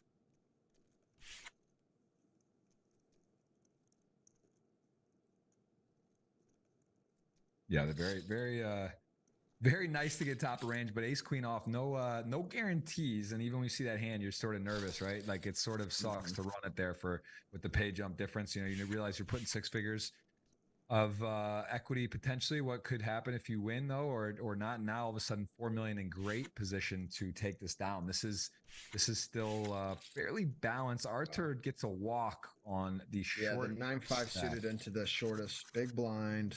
Small blind's completely handicapped as second in chips. You should just open. And here, Nikita might come with a min raise or a jam. Either are good. I think versus Magic Donald's big blind, I would like a min raise, honestly. But yeah, mainly because from what we've seen, he's a little tighter. I don't think he's going to play, you know, crazy pre-flop out of the big blind. And I think the ace 4 to him might just seem like that min raise is much scarier than the jam. So he might just fold a few more hands. As we saw, he flatted jacks with like 30 big blinds versus Archer's cutoff open earlier. Sort of based on that and what we've seen. What do you do? Means nice hand, small blind, picks it up. GTO donk. It's interesting. GTO donk, you can just feel it, right? He does seem a bit steamed. Let's see if he can kind of regroup here. 6 deuce off. He does pass that one up. Yeah. If you notice, Lucky Ming folded the low jack with Jack 10 off. I think even outside of ICM, Jack 10 off's been open most of the time. So there with the chip lead, you should be opening it. Especially if you look at the stack distribution, he can put so much pressure on these guys. They can't really call. They have to play all ins. They have to play tight. So this is your time to sort of shine. You sure you don't want to overdo it, but you should just, at least get in there. And then you see GTO donk realizes maybe the big blind's tighter too and opens the king 8 off. Yeah, runs in top tier, tier 1. Nice timing for Nikita. Ace king suited. Arthur lost that cooler. He did lose. He won the flip too, but he's still just short, right? 11 blinds, is that right? 10, 11, almost 11. Is gonna need to get something going here. But you don't have to feel terrible if you're Archer because of all the aggression you're seeing from GTO donk. He's sort of playing for the win. Yep. It seems with even 6 left in a situation where you're probably going to be pretty tight. So could get a ladder out of GTO.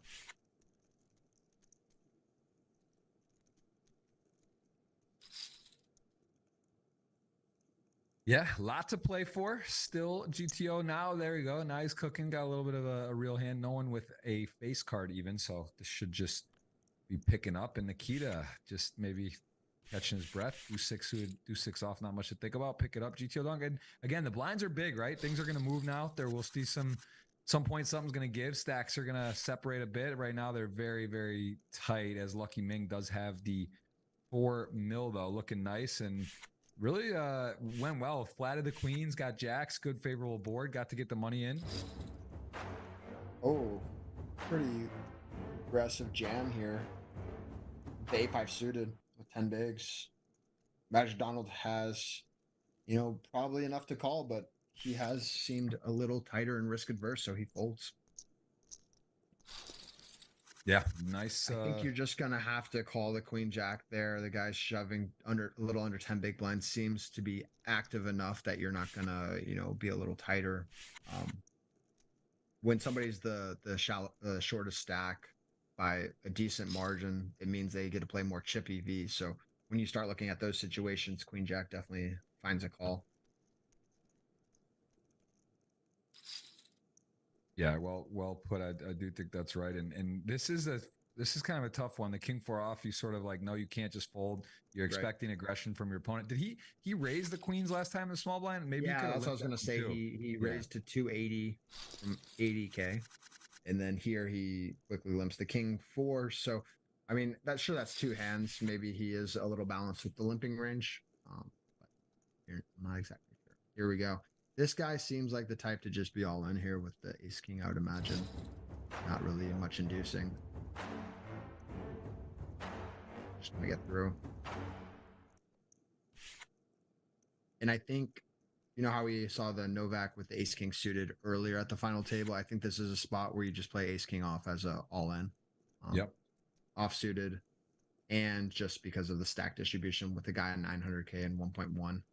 And you pretty much chipping up to just under second chips, it's really a spot to just take it. Can you explain that? I know that's something I've learned when doing a bit of deeper work and why that is though. The ace king suited, you want to 3-bet ace king off 3-bet all in versus ace king suited non 3-bet all in. Yeah, it's just the equity of the hand. You get like a 4% sort of value jump, but I think more in this situation, it's mainly just because of stack distribution.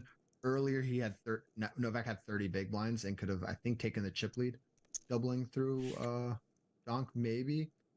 And it was a situation where Donk is an aggressive player and will like 4-bet jam light, where I think Lucky Ming probably won't. Yeah. So in those situations, you're either going to see a flop or they're going to fold. I think you don't really want to be taking flops with ace king off as often. And here we go. Another spot where I want to say in this situation, you can find calls with an ace queen, but you could also, yeah, you just put it into. It's a very bizarre situation with two guys on less than 15 big blinds and a tighter opener.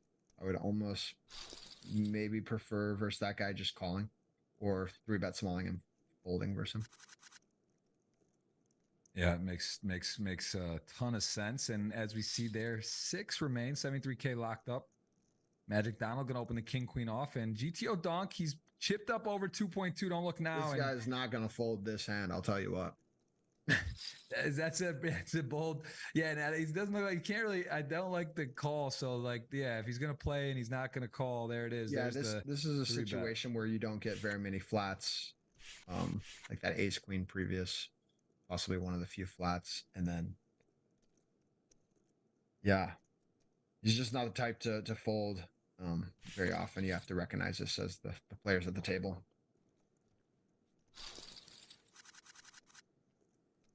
Have you been watching any of the Women's World Cup over in Brazil, or how's the time difference there? It's been pretty rough in Alaska. But I haven't. You know what? I haven't got into it. I never really. I know they got that kind of robbed, right? With the like it was like a goal line or like by a millimeter. I caught that. Yeah, she saved it and then it bounced back in and she caught it. Pretty crazy, like that stuff. But I mean, honestly, I've been more into the Messi stuff, man. I love soccer. I played my whole life, played in college. Messi's in Miami. That's where I live.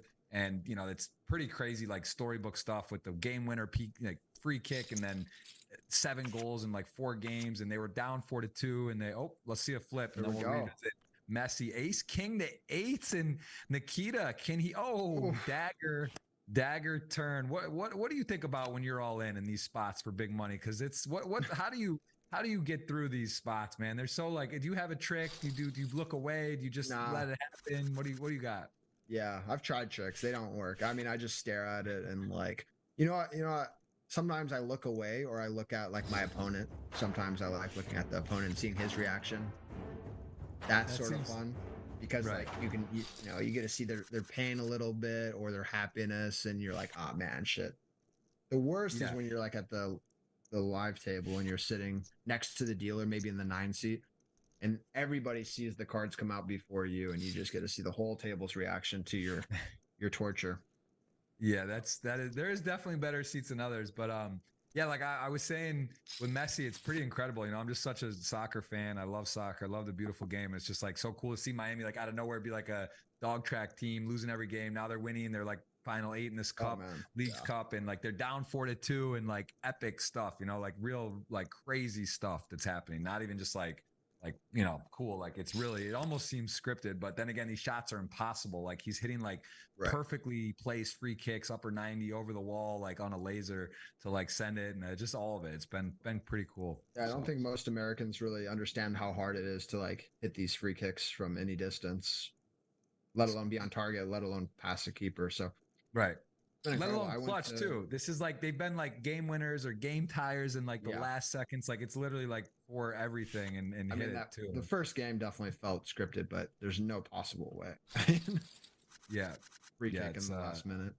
Yeah. It's fun, but no, it's cool. It's cool. I mean, they're sort of recreating that Barcelona team, right? They're bringing Sergio Busquets. They brought Jordi Alba, like these guys that are on their tail end of their career, but still very good. That are like they're bringing them together. I think look, Sergio Ramos might come. I know Luis Suarez is like under contract in a team in Brazil, but he's coming over. Like they're just like they're gonna like assemble this like Champions League level team in the MLS. It's just kind of wild to see, but I think it's good for everyone, right? It's good for the game. It elevates the level, elevates the fans, the attendance, all the stuff. It seems like it's really, and the timing's crazy. The USA going to host the World Cup in 2026. It's like it's just kind of all just working for US and soccer right now. I mean, David Beckham's sort of a genius. I think in his LA Galaxy contract, he had a chance at like creating a team after he retired, so he was able to own Inter Miami. Yeah, no, yeah, he could buy it at a certain price. Like he parlayed basically his deal into like it's worth $1 billion now, and he very genius move for like 20 million. No, he definitely knows what he's doing. The more interesting part of that story is that what he did in the moment, because he was like 31 years old, I believe, so still kind of in his prime-ish, and he left like Real Madrid to go to MLS. So like that was like in itself kind of a wild parlay play, right? Like it could just not work, and like you leave money, and you know you're also like and ace 9, ace 10, and my man Magic has got the advantage, currently holding. Got him covered in clubs. That's important. 7 or a deuce for a chop, huh? Yeah, it's club though. That is going to be night to Artur, who is out. And for our dinner wager, for the audience that had implications, it's starting to get a little more defined on what's going on here. Final four, going to initiate the giveaway here in a second for you guys to put the keyword to enter the 50 or 100. Thumbs up is the first part of that equation on YouTube.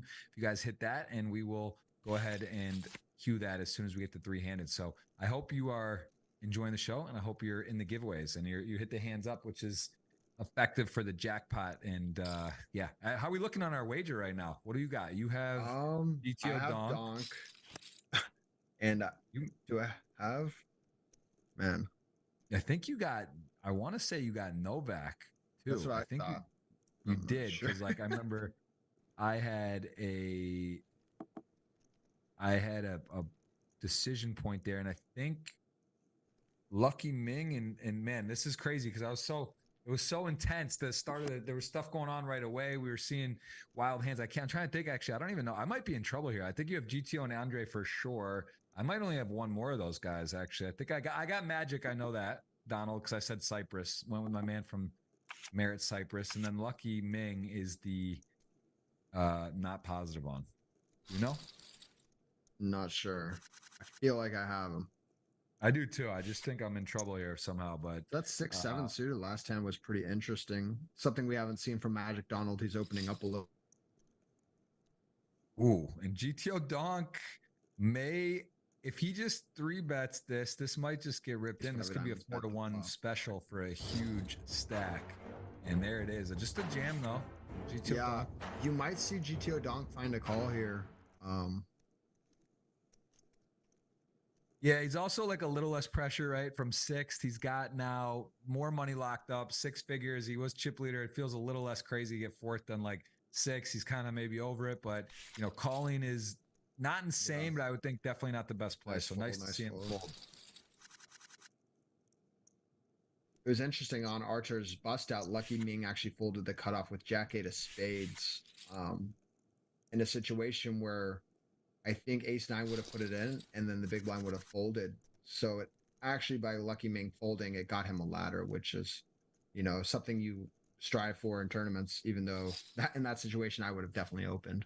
So, sort of a special form of run good where you make a decision and it actually gets you a ladder right away.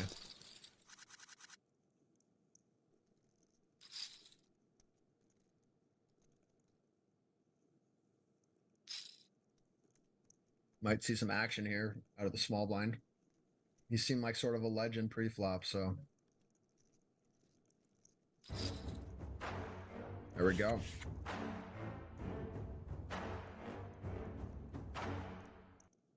Queen Jack suited is just gonna have to find the muck here. Can't imagine doing anything else.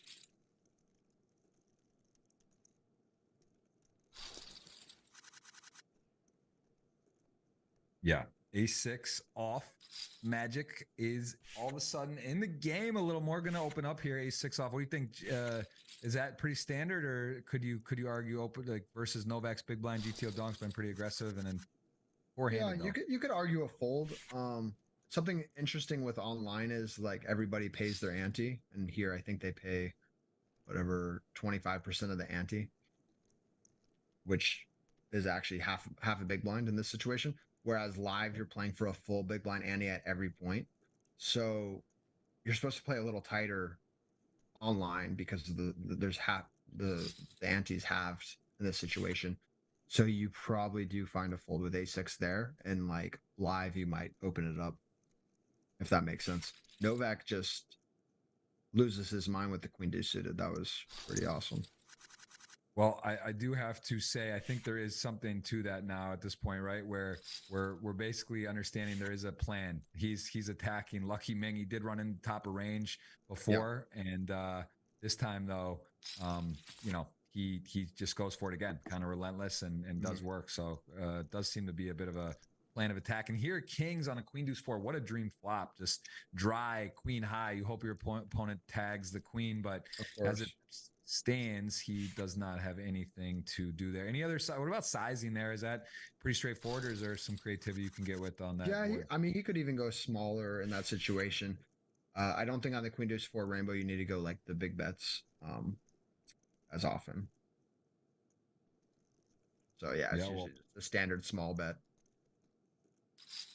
GTO Donk, I think, realizing again, he's picking up on Lucky Ming's sort of style, and GTO is maybe the most aggressive of the four, and Lucky out of these four would be on the snugger side. So, yeah, makes sense. He just decides to attack, and he's up to 2.5. He's had quite a ride, but still in it, right? Four-handed, it's really even here between nothing separating much. Yeah, this is wide open at home. Let us know who you think is going to win. You got a rooting interest, and I am going to figure out what is happening with this wager. I just know I'm rooting for Magic, I guess, just to be clear. That's all I know for sure.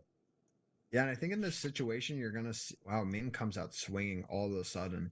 It is funny when you get four-handed or like less people start just sort of going a little crazier.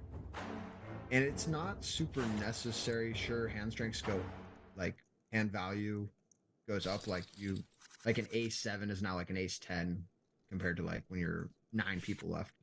But people do sometimes a little bit overdo it. The ante is smaller in this situation. The pay jumps are bigger. So you will see like even like you'll just see people sort of, you know, get a little crazy. They're feeling themselves. They locked up, you know, what, 6 figures now, 120K, you know, maybe just getting a little crazier. And how did this happen? Novak decided to limp, which I think you can mix ace king suited as a limp. It's fine. I would say versus Donald, I don't think he's going to isolate that much.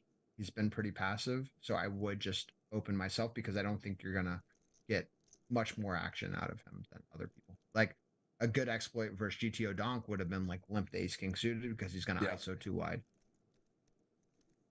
Yeah, and queen 3, look at this. The diamonds come home, 3 kicker and goes for the river bet. Pretty greedy. Yep.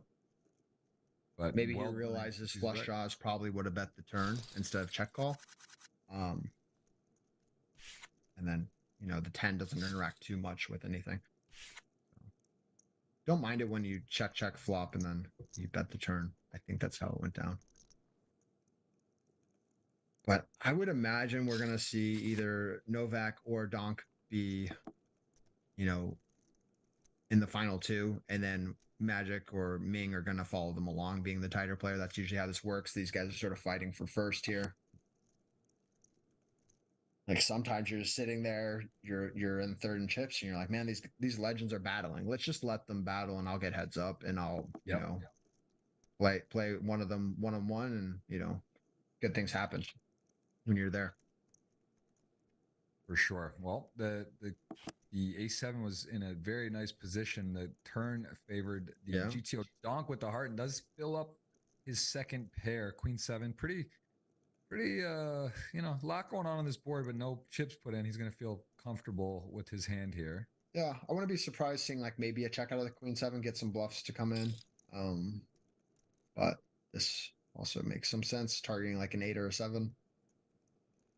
And I would say in Novak's shoes, when you check down, a 7's probably good enough to call. But I would say on a Queen River, I don't think people are going to lead for that size as much as a bluff when it sort of looks like it hits the button. Yeah, and interesting to point out, GTO Donk, who had a lot of adversity, just right in there at 3 million in second right now. So in 2 of 4, you know, that's one of the advantages of the chip leader. You can take some adversity. You can lose a flip. You can, you know, make an aggressive move and not be out. You can go through it, and now he's back, right? 3 million. He had a little bit of a downer, and now he's sort of right in the mix, playing for the title and healthy position. King Jack suited and Queen 9 off, my man. Magic. Yeah, this is what I was saying. Well, I guess he has the chip lead now, so yeah, this makes sense. But something we haven't seen from Magic Donald yet. And Ming's gonna play pretty much a jam or fold situation here, and I would imagine first. Okay. I was gonna say I would imagine versus GTO Donk's button flatting range, I would always jam because I would imagine that Donk is just gonna have these type of hands a lot and not too many traps because he's been so aggressive. He's gonna continue to be aggressive when he has a good hand.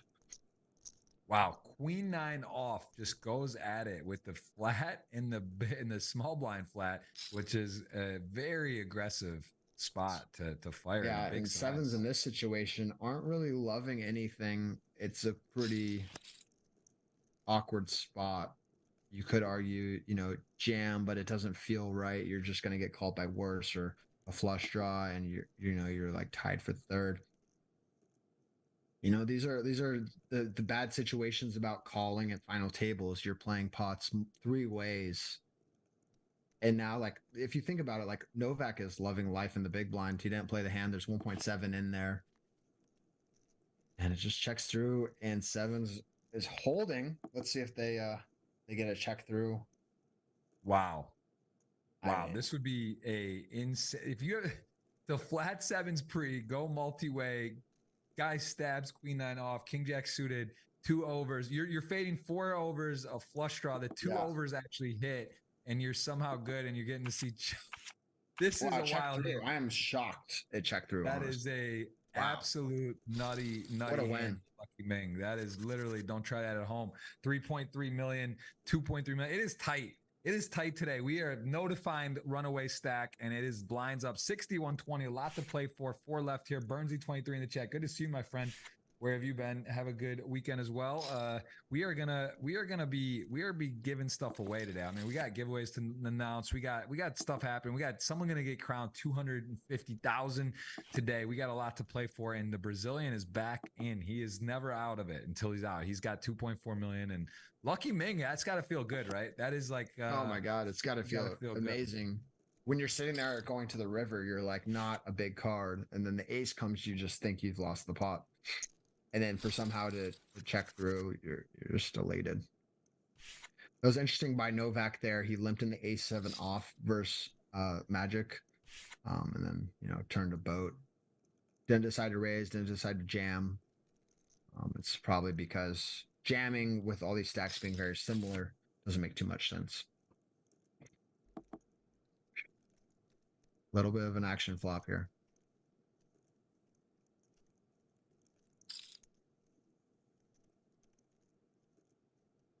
Oh yeah, King 7 open-ended, King 8 advantage mega. He's got the best hand and the best draw versus a dominated hand. And GTO Donk though, he's not a give up equity guy. Really, Yeah, it's a I think little less he definitely has to attractive, right? call one.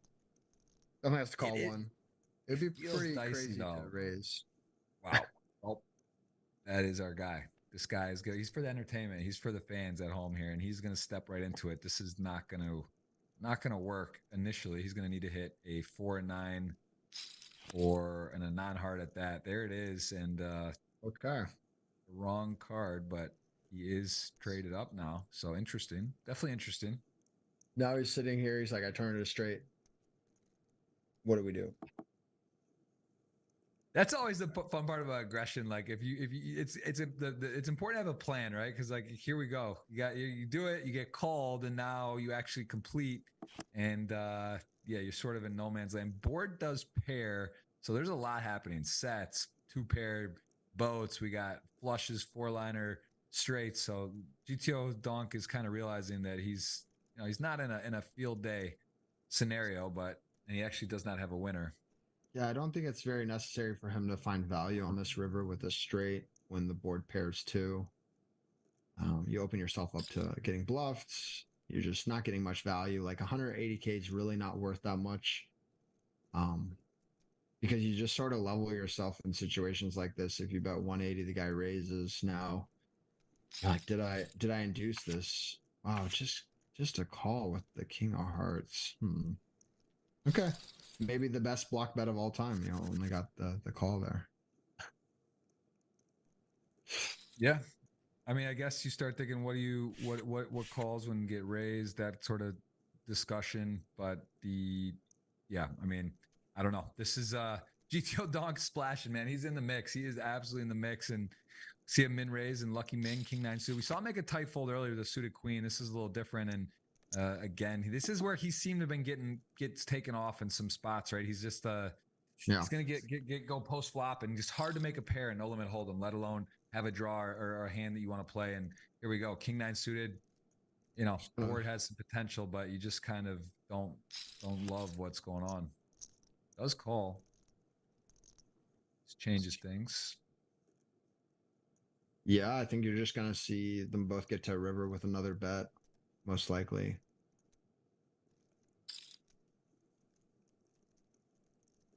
And these bets are interesting to me because when you just check call the flop and now you lead for like 30%, I don't really know what exactly he reps. And I think it just starts weighting more towards bluffs because like a 4 is going to go bigger. A 10 check raises occasionally. And then when you go this size, it's just, yeah, you're not really taking a 2 in your block betting. You know what I mean? So I think a lot of players find these turn leads on the paired boards because they've heard a little bit about it, but I don't think they grasp exactly what size you should do or why you're doing it. Yeah, and the clubs come in and he has the missed spade draw. So this is like, this is just a lead right out. It would be interesting if he checked what Andre would have done. Would you I think Queen 7 of spades has to find a bluff when it checks. No real. Well, yeah, on a 5 you would, because now the 5-6, the 5-3s all improve. So you'd sort of have to bluff. You don't really beat anything. Yep. But he decides not to bluff into that bet on the river.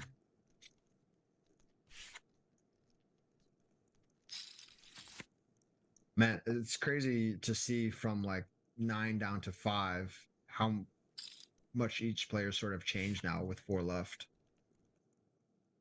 Just they're playing a little bit different, a little feistier. They're really going for it now.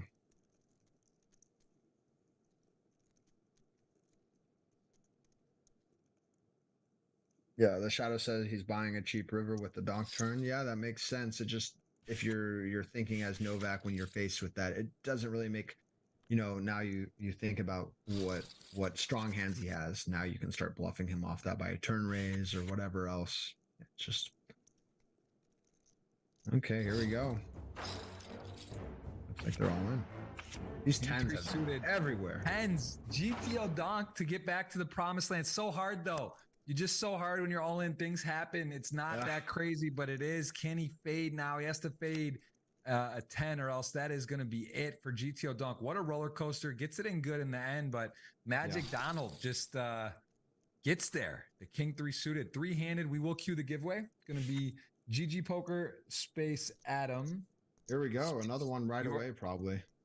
Wow. Going to be finds a limp. This is going to be either a raise or an all-in. Usually you find some people just put it all in, but he decides to raise, which I like. And then Ming is going to probably put it all in. Wow. Here we go. Big flip. Cards on their backs. Huge Magic pot. Donald is loving life. A lot of implications. What a sweat. Oh my goodness. Bottom set flush. Now we got a flush versus a set. Can he improve going to the river? And oh, he can. Yes, he can. Lucky Ming, not so lucky.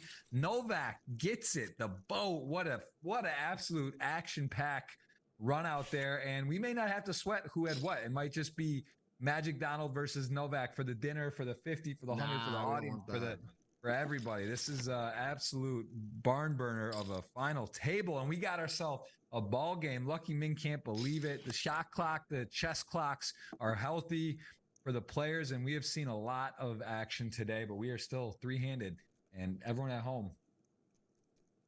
Woo! That was a flop. Lot to play for. Lot to play for. Magic Donald turn it on there. A little double gutter action for you. Putting on a little sauce. King 3 suited, just stuff. Just showing us that he's got gears. It's getting late over there in Cyprus.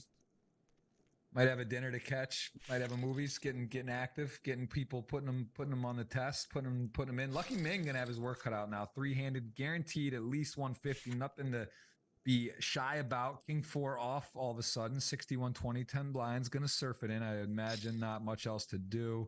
Calling, okay. You like that? Is there some calls? Yeah, I don't mind the lower King X just calling there. You keep in some of the dominated hands. It's sort of on the cusp of like the worst hand you'd probably jam. You're playing a small ante too, but you are clearly the short stack, so like jamming chippy V is fine to jam as well. Here I'd imagine this is just an all-in here. You'll just see players now, especially Lucky Ming with his stack, they're going to play a little more like not outside of final table with their shoving range. What is on that Cypress flag though? It looks like a sushi.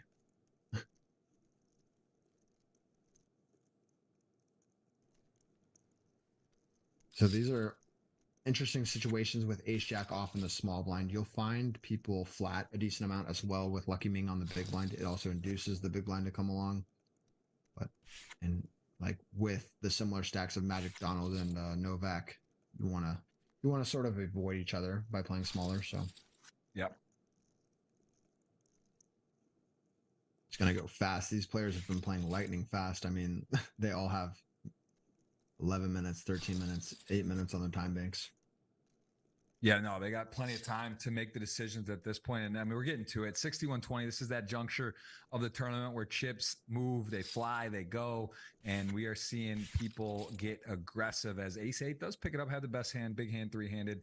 And Lucky Ming going to need to find some favorable time to get it in, as he does have Ace 6 suited here. And again, just one of those hands better to play as a shove, like calling. You're going to let your opponent check back and maybe get called by worse here. He does get it in. Pretty straightforward. Takes it down, hanging around. Anyone impressed you today so far, Adam? Anything stand out, like special, played great, ran bad maybe? Or yeah, I mean, GTO Donk was really fun to watch. A few of those pots, I think, were pretty unlucky that he lost with the all-ins and stuff. And I think, he chose his spots creatively, and that was fun to watch. But I think Novak's played probably, some of the better poker at the table. Just consistently, getting those bluffs through with the Queen Jack of Spades, just finding good checkbacks and stuff like that. I would have liked him with that King of Hearts 8 to find a value raise. But this looks like it's getting in. I mean, I can't imagine. Okay. Wow. That's tight fold, I think. King Jack off, you're the shortest by far. But, you know, he knew ace 10 was behind him. And then Magic Donald, you got to appreciate he's played sort of a passive approach and he has the chip lead. You know, he stayed around, done nothing super creative or anything, but sometimes that's all it takes in poker tournaments. You just got to survive and let these guys take each other out. Yeah, it is also interesting to note that that's something tough to do too, right? You look at someone, you watch them play tight, all of a sudden you saw Lucky Ming just make that 3-bet with King 6 suited. You see, you know, the Magic Donald just kind of getting active, right? Like when you get chipped, so that you don't really know how people perceive differently. And this is a very creative play. I missed sort of how this one went down. Must have been a raise, then check call, turn check, river, probe. I think it was checked down after the flop all the way, though. Made it 320 pre-flop. Yeah. Or no, is that right? Would that have been... Was there a small bet somewhere? I can't see the... Yeah. Yeah, it looks like there's a 180K on the flop and then check turn. So the ace of spades, it's interesting. Yeah, sure. Like you'd bet flushes for this size, stuff like that. Get some value from weaker ace X and like king highs and stuff. But on the other side of it, you're opening yourself up versus the chip leader. Becomes very tough to call. Wow. What a call, man. Pretty strong play there. That is making me nervous for dinner for sure on this one. I think that is a high level execution of a play. Bet calls off his hand on that board there. Very well played. Strong stuff. Lines are he must have realized not many full houses would have checked the turn. So on the river, would he really go that size with the river full house, or would he trap enough? And he just didn't believe it. So is dinner in Brazil? You're flying me out for that, or?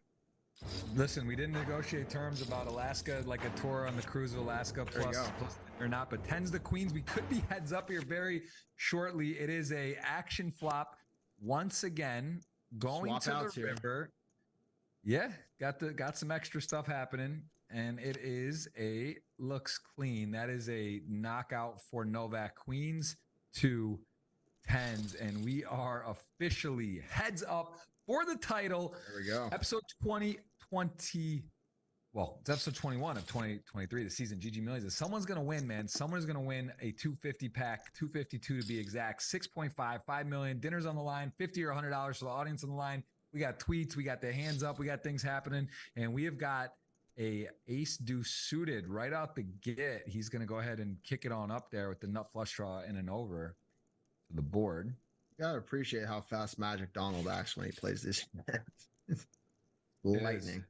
There is something to that. That does feel good. I mean, if it does save time, and nines are nice, heads up, that's for sure. 8-10 off, all hands fairly attractive.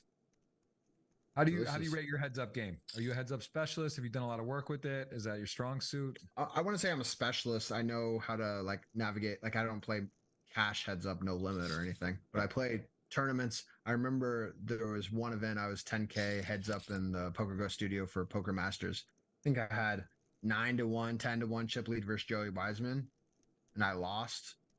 And I sat there afterwards. I'm like, man, what can I do to change this? Like, and I just studied for a few weeks, all the ranges, get everything sort of in line, and you know that's helped. I wouldn't say I'm a specialist, but I've definitely improved after that because I was irritated. Yeah. But yeah, I mean, for like the live heads up, we usually play with the big blind ante. It pretty much makes most people play almost every hand. This online version, what do you have? Like a 35, you have like 25% ante. So you don't have to play as many hands as live. So that does change the game. You'll see some folding in this situation as compared to that.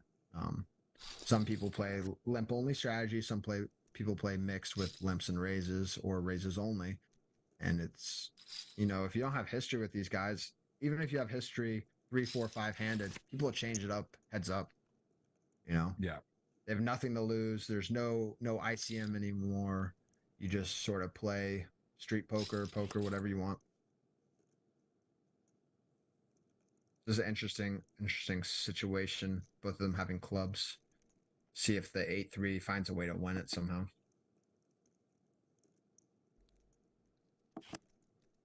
Yep. Checks around, and that is a good start to winning, is getting the best hand. He hits the 3 on the river now, 1.4 in the middle. Probably find 450K or something like that on the river.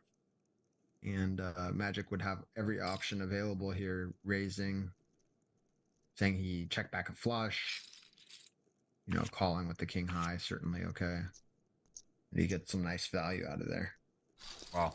Quite definitely out of the runouts. That was a pretty special one for Novak to get to hit and get paid by a dominated hand that was better drawing. And now a little bit of a deficit here between the two. As we see about 2-1, but as we know, and no limit hold'em, 2-1 lead, not much, right? That is not saying a ton, but it's important, man. Yeah, it does matter, and get the better hand here. We know that, you know, the computer hand, Adam, obviously, you know all this stuff, you know all the nicknames and the terms. You know yeah. Queen 7 off, that is your splitting hand. If you're ever heads up in a heads up duel, if you get dealt Queen 7 offsuit, that is your dead middle starting point of understanding distribution of what is, if you have better or worse than the middling hand. But, you know, heads up 2 can be wild. It can just be a cooler in a second. Here we go. 2 real hands, ace 10, queen 9 suited. All right. See a limp, and the queen 9 suited obliges back. Not a good flop. Good starting hand. Yeah. So you see Magic Donald finding a limp with ace 10. We'll see if he keeps it consistent. We did see him like raise queens earlier, blind versus blind, and then now he's like limping the ace 10. You know, he's got some tricks up his sleeve. You never know.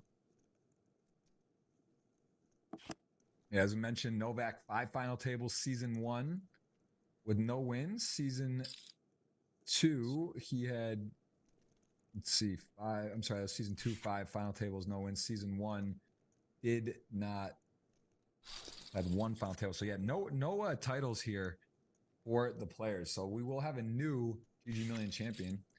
There you go. Which is nice. That's always nice. See some new history. Someone else new. Magic Donald, a little newer on season 2023. He has only 2 appearances, so good start with 1 final table, and tried twice in season 2. So hasn't played a ton of these. Gonna help his ROI with this score, getting at least 196 for his efforts today. Chooses a bigger size with the 9-7 off here. Really turns nothing. He doesn't have a spade in his hand. It's going to be really hard to start bluffing here. But, you know, Novak's found some legendary bluffs previously, so let's see it.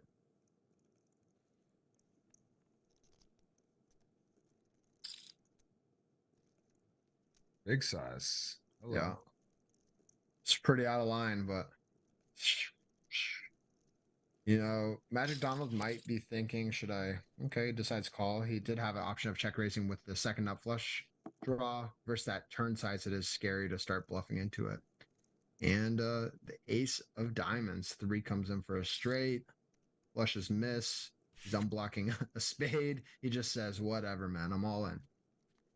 Wow. I'm gonna start queuing up the dinner res for you. This is looking. You got a nice spot for me in mind, you know. I have no allergies. Don't worry. I'm an easy guest.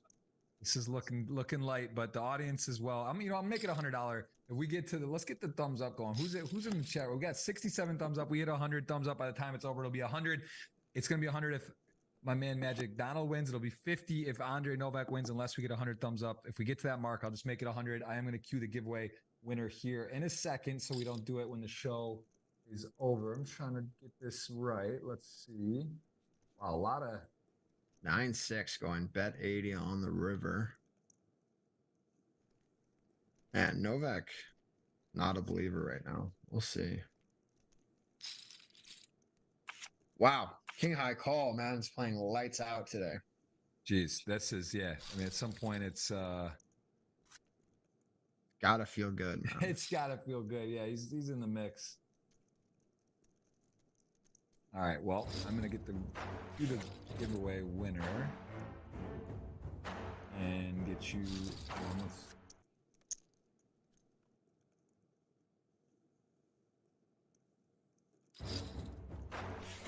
All right, we'll getting that sorted. King Jack could be over in any second. We could just see this end. I mean, it's obviously big lead. Got 5-1, roughly.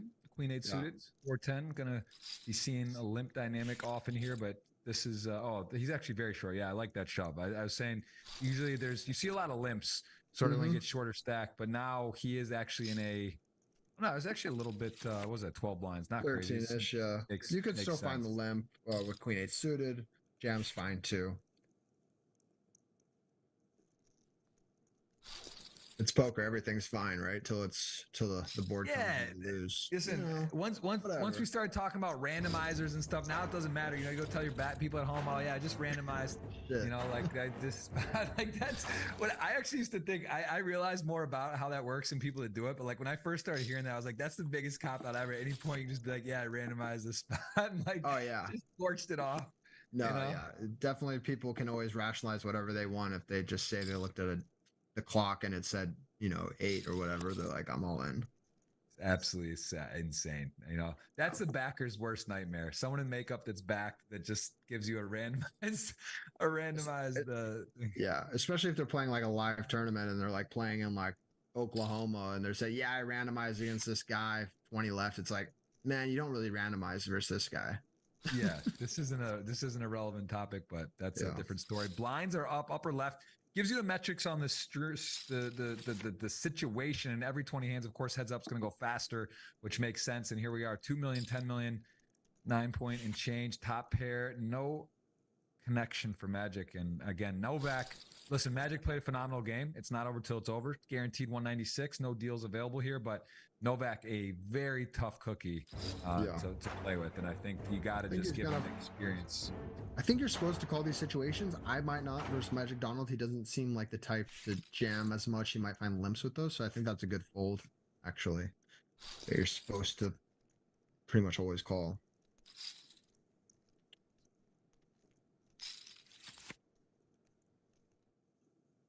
Just searching for that 10-8 of clubs to come in Novak's hand so we can end this.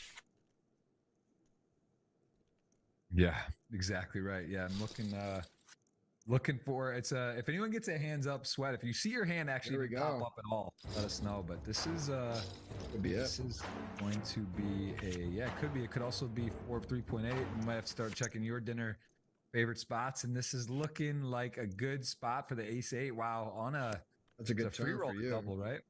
Yeah, baby, drop it up. Nothing personal, Magic Donald. I just like to eat.